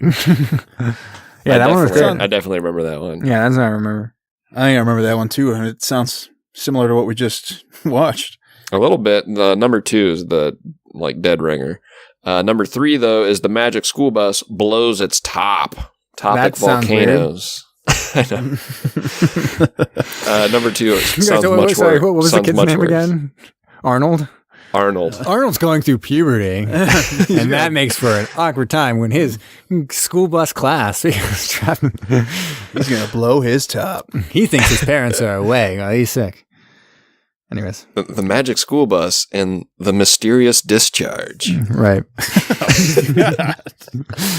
Number 3, though, is topic: volcanoes. To help them understand how the Earth makes islands, Miss Frizzle presents the kids with an island that hasn't been discovered yet. That's amazing. Yeah. How Number does she 2. know about it? No wonder she became a professor. Yeah. Number 2 is our dead ringer here, also has the funniest name. The Magic School Bus inside Ralphie. Nice. I do remember. This is the one this is like a classic one, right? Yeah, It's the one I yeah. remember, yeah. Topic: germs. Ralphie is crushed when a fever keeps him home from school the day he's scheduled to host a Frizzle News Network television broadcast on health. So this is the one that actually navigates through the human body and features Tyne Daly as Ralphie's mom, whoever that is.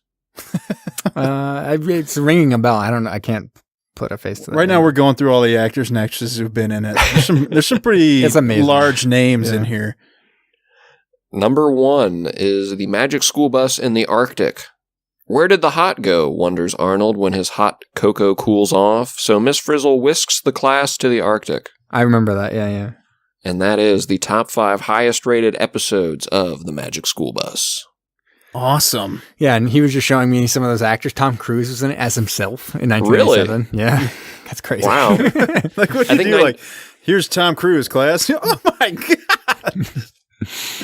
Was 97 the first year? Or was it 90? I don't know. No, it was 94. 94? Okay. So it was really in its like peak. Got Tom Yeah, Cruise. Mm-hmm. They were established by then. That's cool. That's very cool. All right. Ugh, no Zach facts tonight. No, No, Zach no. facts. I can make up a couple if you want. That's okay. Stephen Boyd thought he was filming a sequel for Ben-Hur when he was filming this film. Again, Very get Ben nice. Hur plug. I need to loved watch it. it. I actually liked it. It was very, very long. Yeah. Yeah. More like something I know, right? Oh, ho, ho. Don't look in my eyes when you say that. Am I right? Something that was really weird. I was explaining this movie to my wife, who is a neurologist. Yeah. And she's like, "Are you serious? This actually sounds like a movie that I would want to watch with you." Wow. She's like, "Because like we deal with these types of things at work." And I was like, "Wait, you shrink people in submarines to cut out blood clots?" She's like, "Not that, but they use surgical procedures to remove them." I was like, "Well, it was very good." And did you also see in the trivia they said that footage from this movie was used to show up until like the 80s medical schools? I and could stuff? see it, but it does seem a little bit ridiculous. It does, because you'd be like, Yeah. "What is this? This is a big set. What are we watching?" Right. Yeah. It's not that accurate either. Well, I don't know. I've never been inside a That's true. miniaturized You know what? submarine inside a body. Pie in my face. Pie in my face. Back Yep. to the old Classic. misnomer. Really trying to make it happen. It's like Fetch and Mean Girls. Right. Well, without further ado, I think we can kick it over to our interview. Stay tuned for Eric Marino. At Mac East Second Floor Studios, sometimes we don't have all the answers. In dire times like this, we've decided to call in the very best. Welcome to an interview with an expert.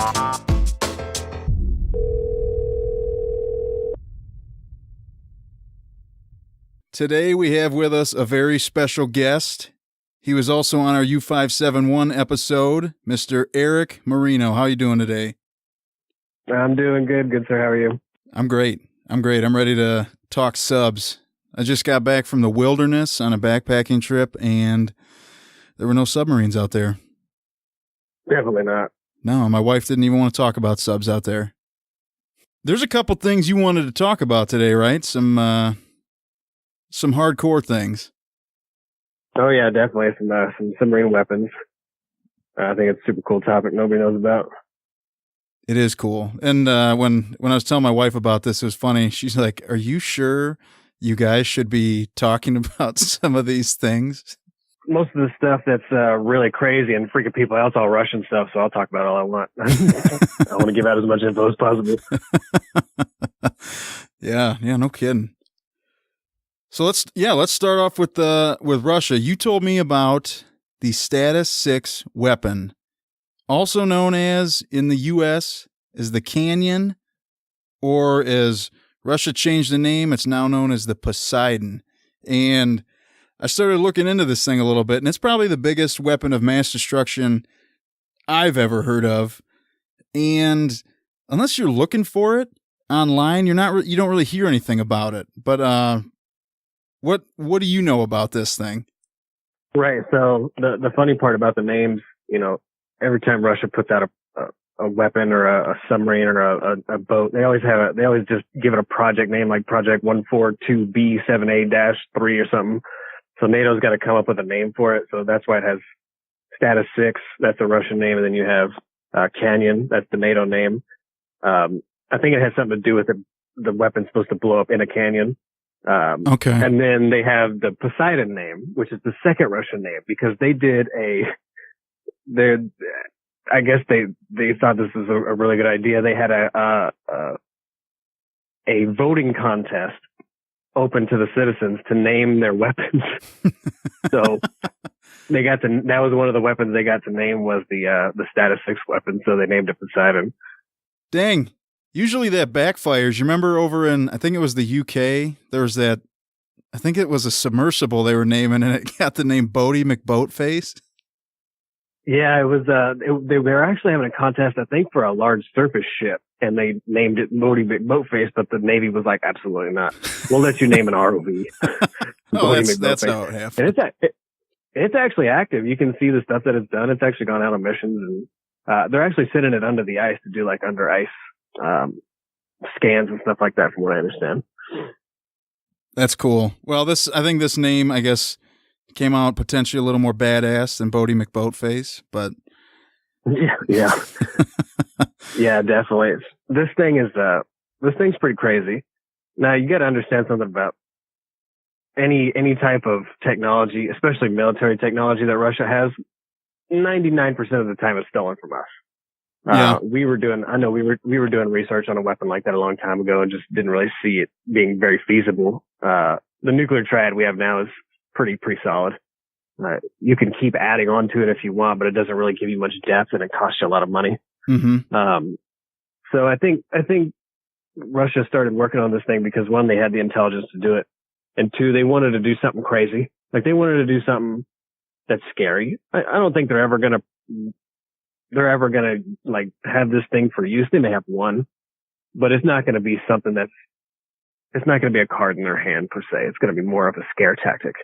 And it's a fucking scary thing, man. Like this thing it's one of the scariest nuclear weapons I can think of. It's the second most scariest behind the SLAM missile, which I can talk about later. But, the classification is really long. It's an unmanned, autonomous, nuclear-powered nuclear torpedo.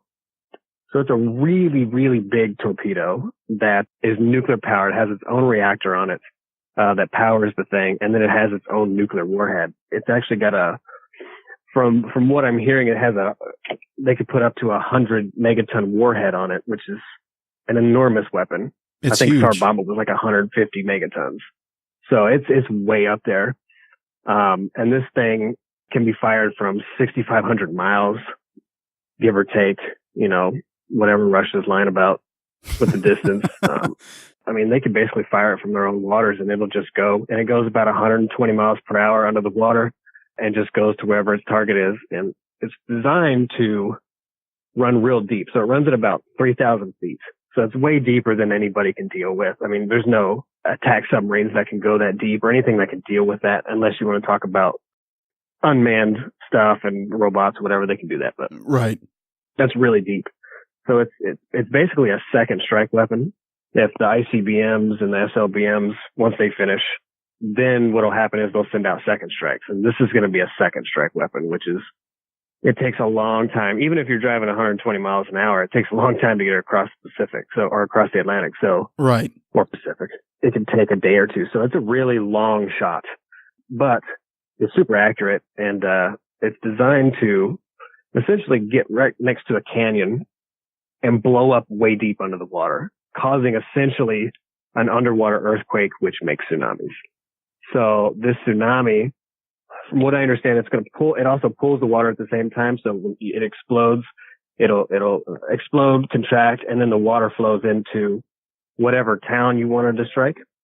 Well, most of that water is going to be radioactive. It'll have a lot of radioactive isotopes because it's a thermonuclear cobalt weapon. So it's got a lot of, it could be pretty nasty. So, Oh, yeah. and Russia says that this wave is going to be 1,600 feet high, which maybe. That's huge. So, because I was trying to put that into perspective, and you remember the huge tsunami wave that devastated Japan in 2011? I mean, it killed almost 16,000 people. Right. That was 133 feet tall. Yeah, that was nothing. Yeah, and if this thing is 1,600 feet tall, my word. You know, tsunamis are funny. They're not those big giant waves that people make them out to be. And I don't think that, I mean, maybe if it's working perfect and they get a good strike and it's really close, maybe they can get that high. But that's a lot of water. So either way, it's a nasty weapon, but it's designed to basically wash you out, wash your city out, and then leave a bunch of radiation behind. So, and it doesn't actually strike people, so it's really hard to also strike back at it. You know, so it's a one shot, more than likely going to hit weapon. Yeah, and once it goes off, I mean, there's no stopping that. What are you going to do? Build a 1,700-foot wall in a matter of minutes? I mean, no way.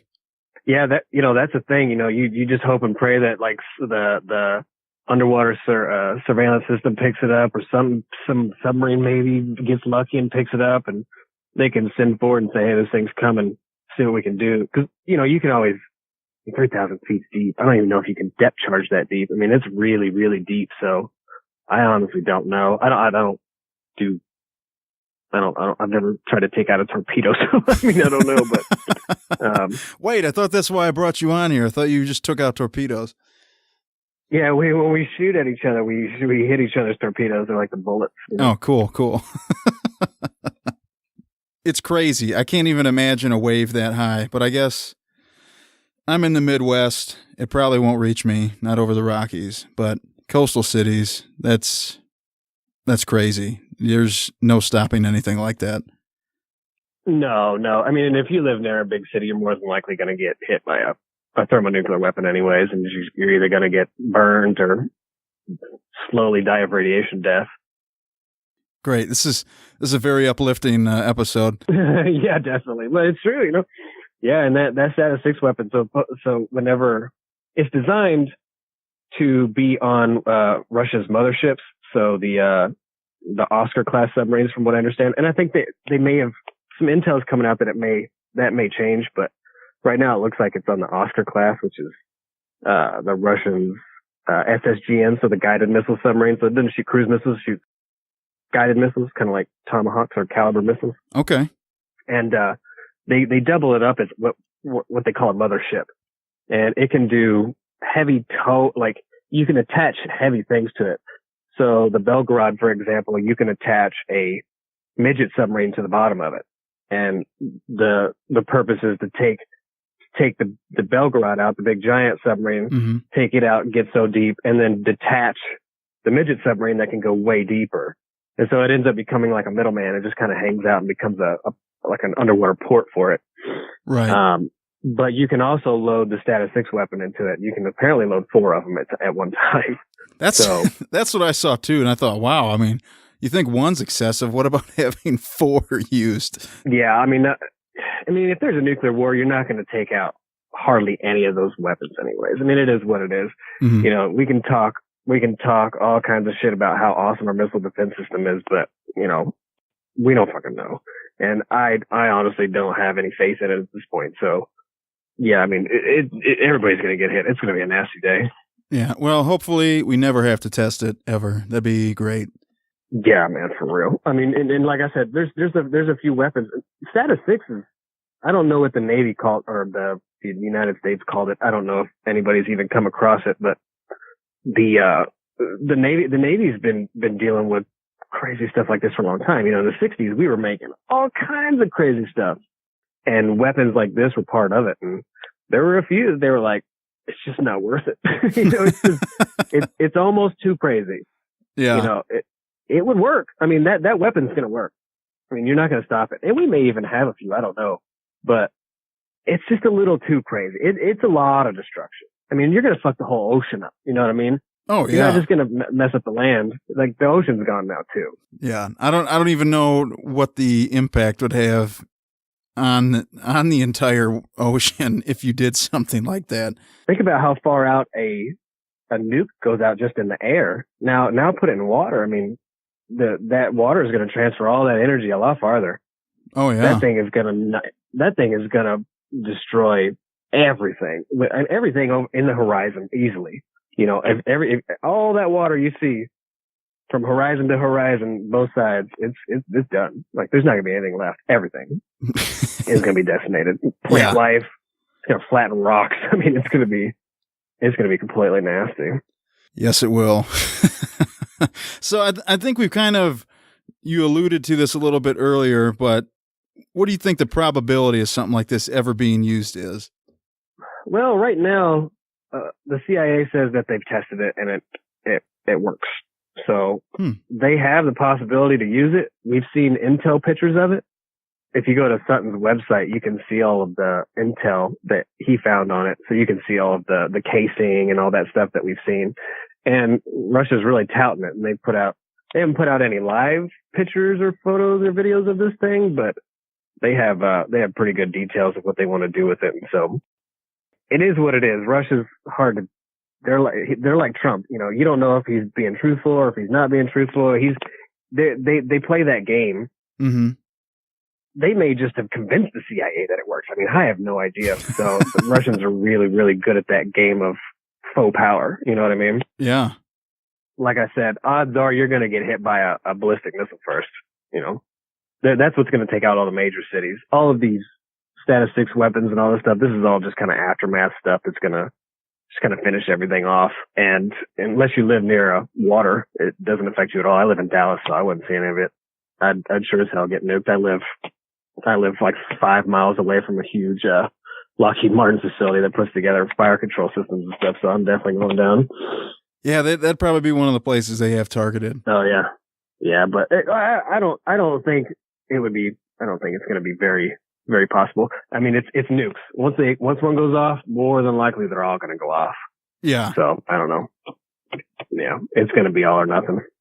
And that's not even the scariest weapon. If you want to get into like a real scary weapon, we can talk about the SLAM missile, which is, it's god awful. I mean, it was the weapon that nobody's made because everybody's just kind of scared of it. But what's that do? I'm not real familiar with it. So I'm sure it was the CIA. They generally develop all these black project weapons, but Vought and the Navy, I think the Naval Research or whatever, they developed a weapon called the SLAM missile. It's a super low altitude missile, and it's a missile. It's a ramjet missile, but it looks like a plane, and it's a nuclear powered nuclear weapon delivery system. So it's a nuclear powered missile that will fly for months over whatever country, target, whatever you want. It can fly around the world multiple times. And they call them nuclear missiles like ICBMs, but they look more like canisters. And so what this thing's supposed to do is you launch it from wherever. I think you can actually launch it out of an ICBM tube, and it has the wings that float out. But so this thing will launch. It'll fly to, let's say Russia, right? You want to take out Russia. So it'll fly to the first town it can in Russia, and it'll launch one of those canisters. boom, it'll just launch a canister and then drop a nuke right there, right? And so then what it'll do is it'll drop super low and it'll start to fly, within feet of people's houses and shit. And the engine is so powerful that it will actually destroy homes. It emits radiation, so you get a nice little dose of radiation as it flies by. It's like supposed to make you deaf, and it's a really nasty thing that flies over you at low altitude. And then it comes back up, goes to the next town, boom, drops a nuke, goes to the next, drops back down, goes back up, and it just flies from town to town to town and just drops nukes on it. And then once you run out of the nukes, because I think it can hold like 12 or 16 nukes. Oh my gosh! Once you run out of those, this thing is designed to fly super low again, and it will actually eject the uranium fuel out of the reactor as it's flying. So it'll spew high quality uranium all over whatever it's spraying, right? Which will be there for a really long time, thousands of years, right? Yeah. And then once that's done, it's basically dead. And then it's supposed to take itself, and it's got a nuke built into it. And so the head of the missile is supposed to fly, and it's another nuke, and it fucking blows something else up. It's crazy. It's the craziest thing I've ever heard of. And I worked with a guy named Kasilik on Twitter, and he's one of the guys I love to follow for nuclear power, and he's the one that kind of put all the photos and stuff together, and I just cleaned it all up and I put it into an Imager album. So if you just go on Imager and search for King Neptune 767, you'll see Project Pluto, and you'll see the photos of it, the testing. There was like a testing where a part of a mount broke off the reactor engine and almost fucking flew off the frame. It was pretty crazy. Oh my word. Yeah. And you can see photos of it. You can see the drawings of what Vought wanted to do with it. And it came down to the point they were like, we can't do this. This is not, we might as well just be making mustard gas at this point, you know? Yeah. That sounds like the craziest thing I've ever heard of. Yeah. We were going to make multiple ones. But then the nuclear triad's so solid. You just don't need anything like that. Right. It's all that's extra. That's all scare tactics, to be honest. And that shit is scary. Nobody's going to just allow somebody to launch a plane like that and not retaliate. So that's true. Once one goes off, they all go off. Let's see. There's another submarine related thing you wanted to talk about. And these are very important, and people may not realize how important they are, but submarine cables. We've heard about them lately. We even talked about them in one of our news segments. There was some kind of accusation that, or maybe people were worried because Russian subs were getting close to some of the sub cables in the Atlantic, and they thought they might be trying to hack into them. You just want to kind of let people know what submarine cables are and why they're important? Yeah, definitely. I'll tell you something funny about that story too. I'll tell you a little bit more detail about that story. Okay. So submarine cables. In the early 50s, we laid down a top secret program essentially called SOSUS, right?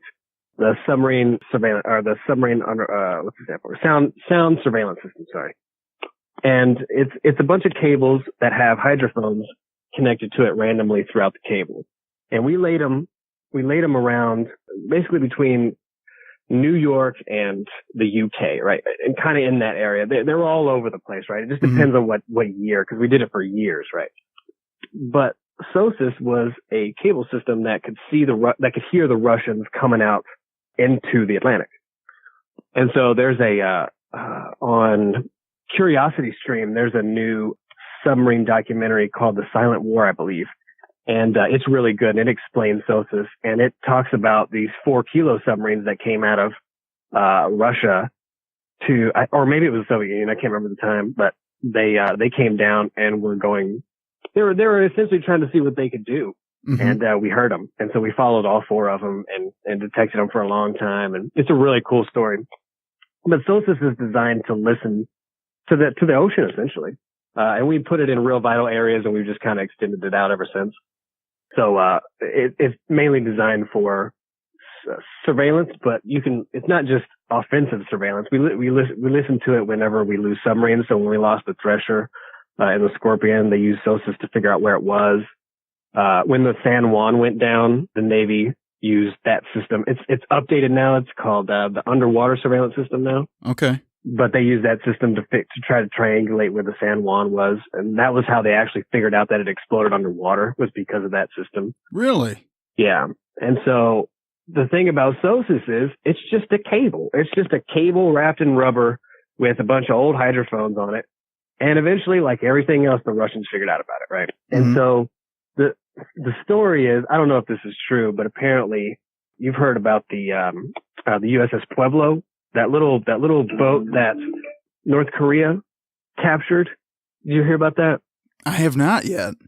They're like super proud of it, right? So if you watch any like North Korean documentaries, you know, North Korea will like guide you from place to place to place as you tour their country or whatever. Mm-hmm. The Pueblo is one of them. And the Pueblo is, it was an environmental research vessel that was off the coast of, North Korea, and they basically attacked it and seized it. They captured the crew and, did a bunch of stuff. Well, we said it was an environmental research boat, but everybody thinks that they were actually laying SOSUS cables next to North Korea so they could listen to their submarines. Ah, okay. So they think that whenever they captured the Pueblo, they captured all the SOSUS information, and so they sold it all to Russia, obviously, and so Russia found out about SOSUS.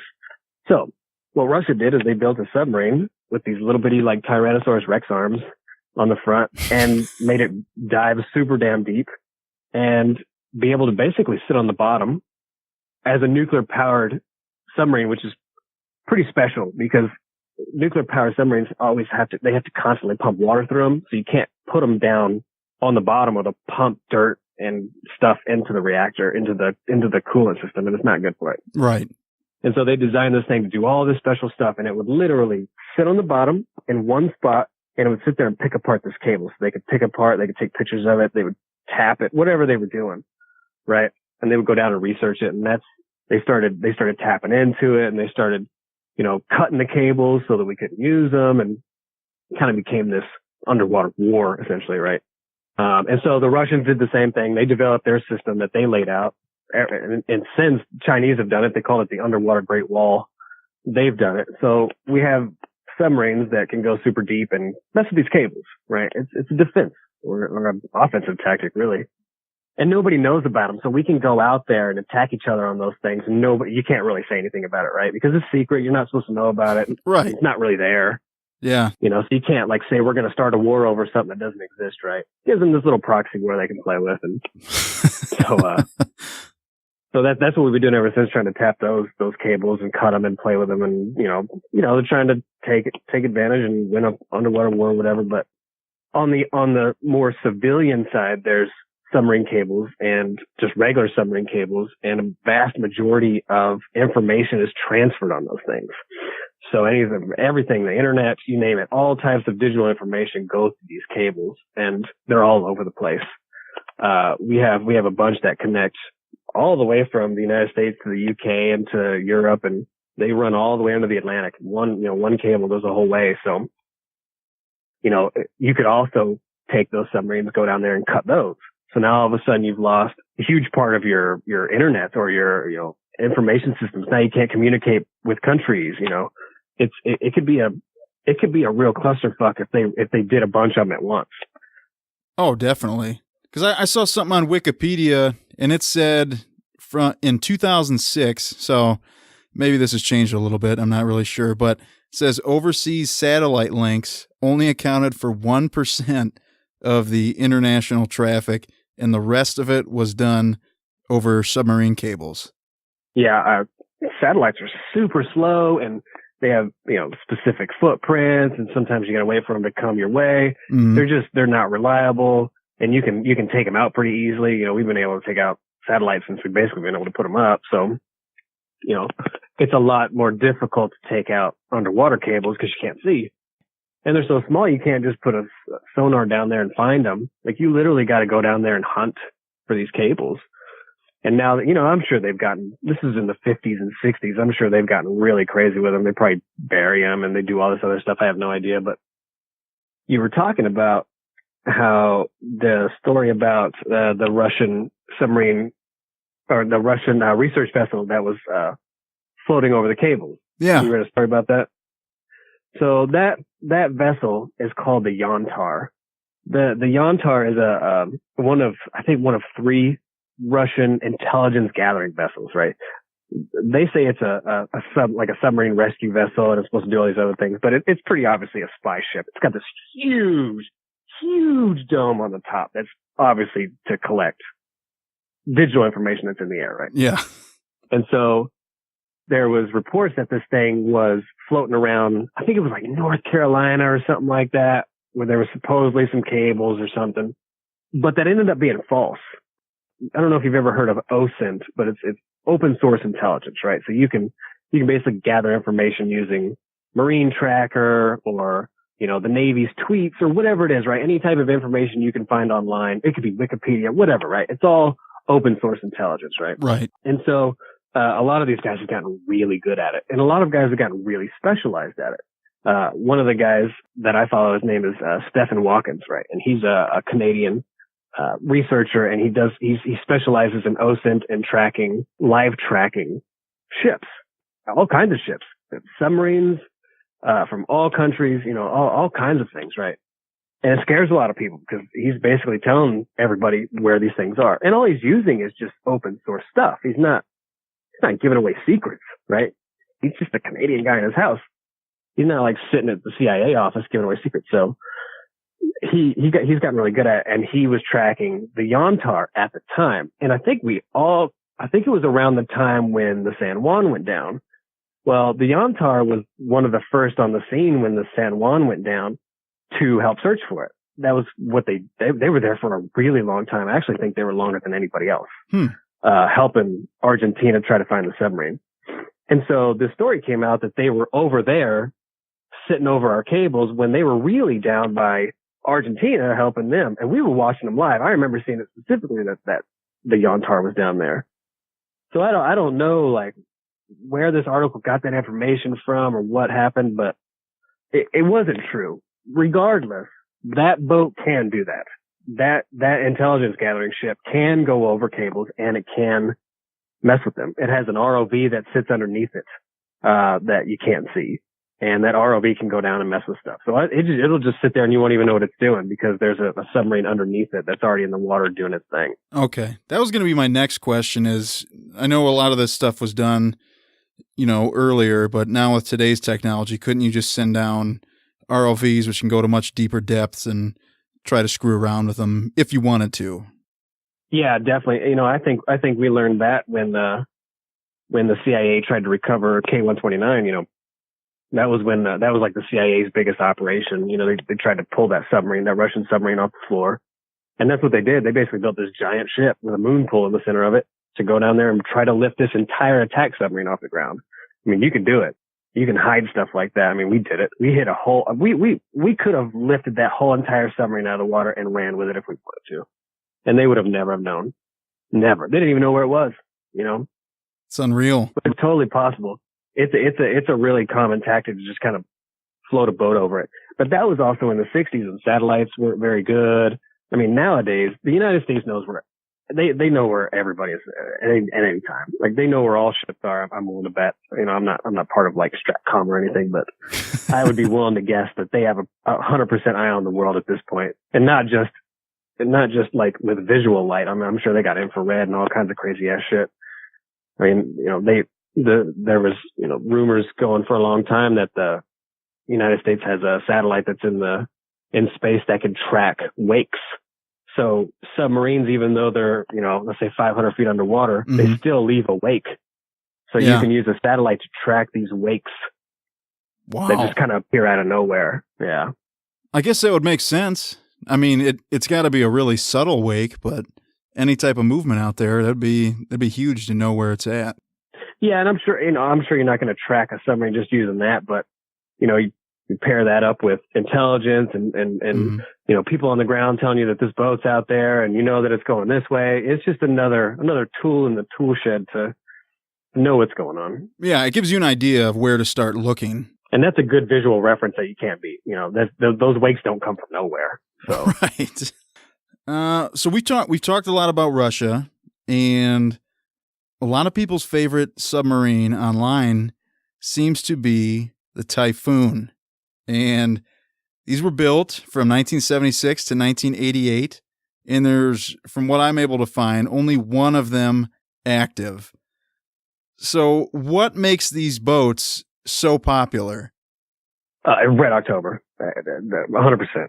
That's what it is? They're a cool ship too. They're a cool boat. Don't get me wrong. But, yeah, I mean, that movie blew that submarine out of the water because people didn't know anything about submarines really. I mean, the 80s was when the Cold War really got big and people were looking at the early 90s, late 80s, and they were like, wow, this thing is legit. Look at this thing. This is a real thing. People didn't have the internet and stuff like that. So, right. They saw this thing and they were like, holy cow, this thing is enormous. And it's huge. If you've seen pictures of it, I mean, shit, the back rudder is like 20 feet tall or something, just half of it. I mean, it's crazy. It's so big. They put a sauna and a pool in it and a gym and it even has like a little garden and stuff. I mean, it's crazy. It's such a weird, unique submarine. And, I think people just love it because of Red October. Yeah. It's all Americans, really. I mean, I would say they probably don't admit that it's their favorite submarine, but I would say most of them probably do. Anytime you post anything on Reddit or Twitter about a typhoon or a picture, oh, it blows up. It blows up. My biggest tweet I've ever had was a picture of a typhoon sitting next to a Kula. It had like 500 retweets, likes, or whatever. So that people picture love is that thing. Unreal. If anybody listening has not seen it, go on his Twitter and look at that photo. You just see the insane difference in size. It's crazy. It just totally eclipses that Akula class. Yeah, I have it's just pinned on my tweet, so it's at the very top. And I actually put if you look at the pier, there's some kind of supply truck or something. Well, I found out what kind of supply truck that was, and I put a picture of it on there too, so you can see a comparison of that huge supply truck that's sitting on the pier compared to the Akula, compared to the Typhoon. I mean, it is an enormous machine, but like you said, there's only one that's active. And it's not even technically active. It's a testing platform right now for the ballistic missiles. Okay, that's what I saw too. But I also saw that, talking about the size or whatever, I saw that this is 2 times as large as the U.S.'s Ohio class. Not necessarily in length, but just like the entire size of it. It's basically the width. So that submarine is essentially 2 ballistic missile submarines welded side by side with a big hole around it. And it's wide. It's really, really wide. U.S. ballistic missile submarines are 600 feet by 60 feet. Mm-hmm. And this one's like 100-something feet wide. It's a huge, huge boat. And it doesn't work anymore. They've come up with better. You don't need that big of a submarine. It's super inefficient. It's hard as hell to upkeep something like that. Mm-hmm. I mean, that's why they only made 3 of them. They're so huge, and they're inefficient. I think a sauna is really cool, but you don't need that shit. Yeah. If we needed gyms on submarines, we'd have them. There's a lot of things that are kind of useless and weird about the boat. The Soviets did a lot of pandering and saying they're taking care of their guys with shit like a sauna instead of doing proper maintenance. And then they fucking lose their submarines and they dump them in the ocean with reactors still active, and they kill their crew with having to send them in to reactors and stuff. They took care of them with shit like saunas and not real safety. Well, thank God we have that pool. It's like Google. It's a lot cheaper to give you some stupid nap bubble thing that you can sleep in during lunch than it is to just pay you what you should get paid. Same thing. It's just a lot cheaper to make people think they're happy and safe than to just make it safe. Yeah. Yep. Totally understand. But yeah, the size of those things is cool. If anybody hasn't seen them, go ahead and look them up. They are impressive, especially for their age. That movie made it real famous, and there hasn't been anything since. Nothing. Just that one movie. It's huge. Every time you post anything on Reddit or Twitter and so what hint at that movie, you will get one ping only from at least 10 people. At least one ping only. It just quote after quote after quote after quote of Sean Connery, you know. There you go. If you need to build your social network, start posting Hunt for Red October. Let's do it, guys.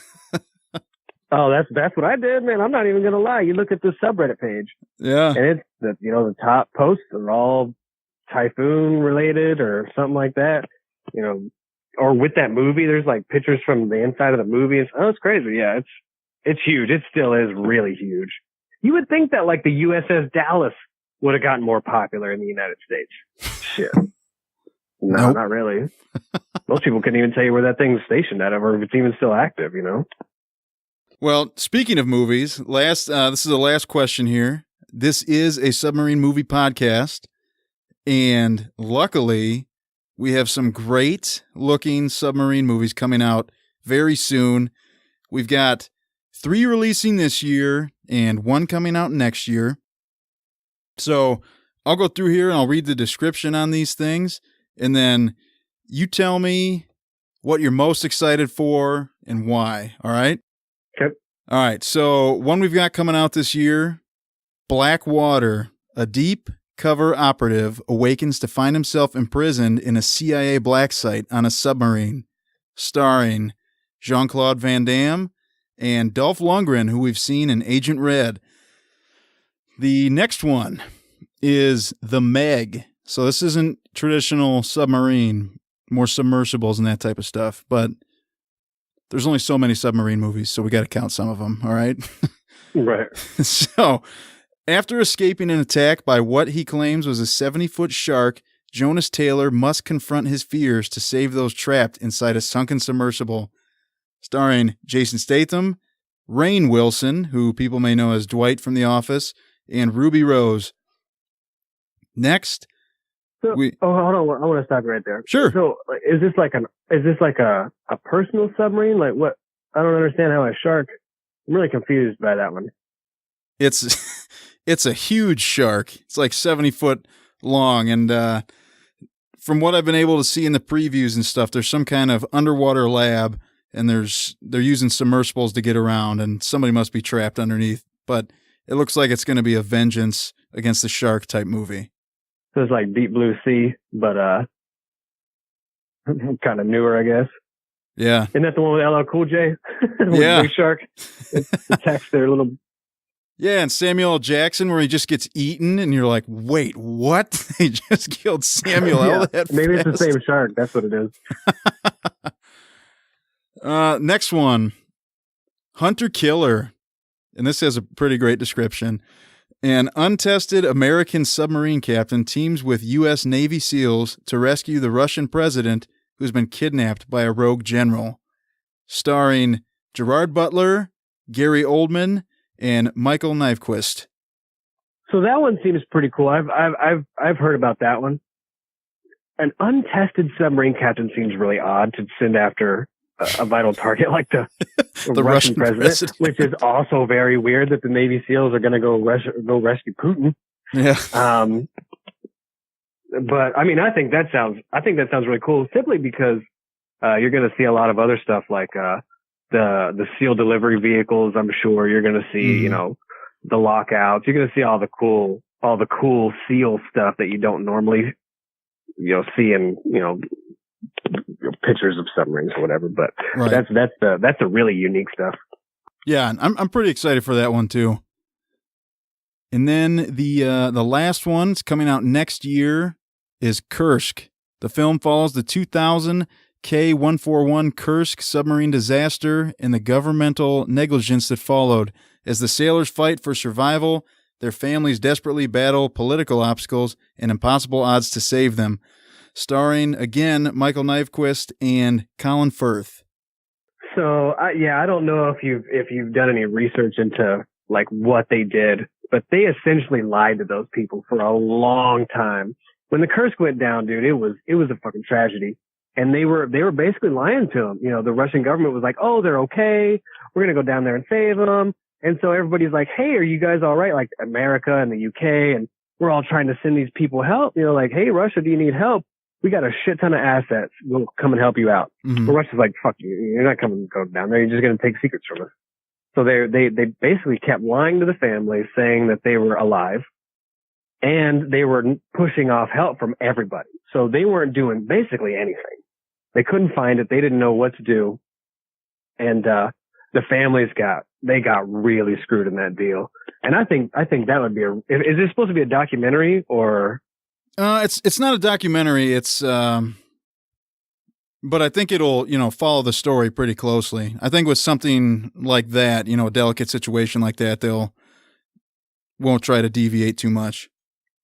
It seems to be, maybe it's just a Russian thing, because the Chinese and other communist, socialist type, governments don't really do this, but the Russians are really bad about lying to their people and just faking that everything's okay. And that was a real big one. That was when a lot of people got super pissed off because, they were just literally lying to their faces at one point. Everybody knew that those guys were probably dead or gone or whatever. And they were just like, yeah, everything's okay. We're going to go get them. They're still breathing. They're still alive. It was a really messed up deal. So it's a good lesson for countries to not follow. Yeah. So out of those 4, what are you most excited for? Oh man. If that Kursk movie is real accurate and it has maybe video from the actual families and they talk to people and stuff and it is kind of documentary-ish, I think that's going to be amazing. Yeah. But like you said, it doesn't really look like that. It may just be some guy talking about what happened. So I don't know. I think that has the most promise, but that Hunter Killer movie sounds fantastic, man. That thing is going to be so good. It does. It's got a nice lineup. Don't get me wrong. Jean-Claude Van Damme and Dolph Lundgren that's awesome because I'm a huge 80s martial arts movie fan, kickboxing, you name it. But, to have those two guys would be cool, but I don't know, man. That Hunter Killer movie it sounds so good. It sounds like they got the money. If they got Gerard Butler, they probably got the money to do it right. Yeah. And if they research it right and they don't turn it into a fucking, and as good as Red October is, it's really inaccurate. Yeah. As long as they don't turn it into a super inaccurate movie like that, and it's just, two magical underwater vessels fighting each other, going through canyons and shit, it's going to be stupid. But if they keep it accurate and they make it detailed, I think it's going to be amazing. Yeah. They've got big names. Gary Oldman, who just won Best Actor, he's going to be in it. So yeah, it could be very fun. I've got high hopes, and I hope they do not let me down. I am too, and I'm getting ready to do this submarine Ask Me Anything, and maybe I can get some of those guys to join in on it. I don't know. We'll see. You should. That'd be good. Yeah, I think it'd be fun. Well, all right. That's all I've got for this. Is there anything else you want to talk about today, or? No, not really. Just make sure you subscribe to the subreddit page, Our Submarines. I'm putting together a submarine Ask Me Anything and as many credible submariners as I can. Submariners, authors. I got a huge lineup going. So that's going to be awesome. Look for that coming out. Do you know when it's going to be, or is it still a little ways in the works? So I've still got to schedule it. It just depends on how long it takes for people to confirm, because I've got to kind of explain what they are. A lot of people don't know what Reddit is, so I got to kind of explain what it is and how it works and work out the logistics of it. And I'm still waiting for people to confirm. I've got Captain Ramsey. He's the perisher instructor, which is the super crazy submarine program. I've got a couple of active submariners in the works. I got some chiefs of the boats. I got a cool lineup that I'm working on. So if everything works out right, I may have a few famous people, who knows. So that sounds awesome. Everybody be on the lookout for it. And I'm sure you'll be posting about it on Twitter. Everybody follow Eric. What you want to say your handle? It's at King Neptune 767, all one word.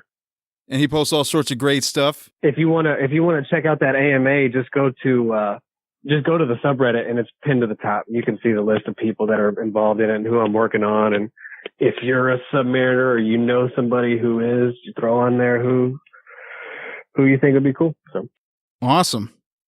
Well, thank you very much for coming on. I really appreciate it. Oh yeah, no problem, man. It's always fun.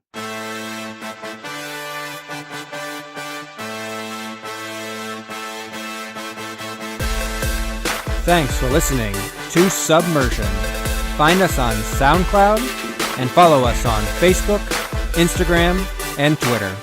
Can't get enough of us?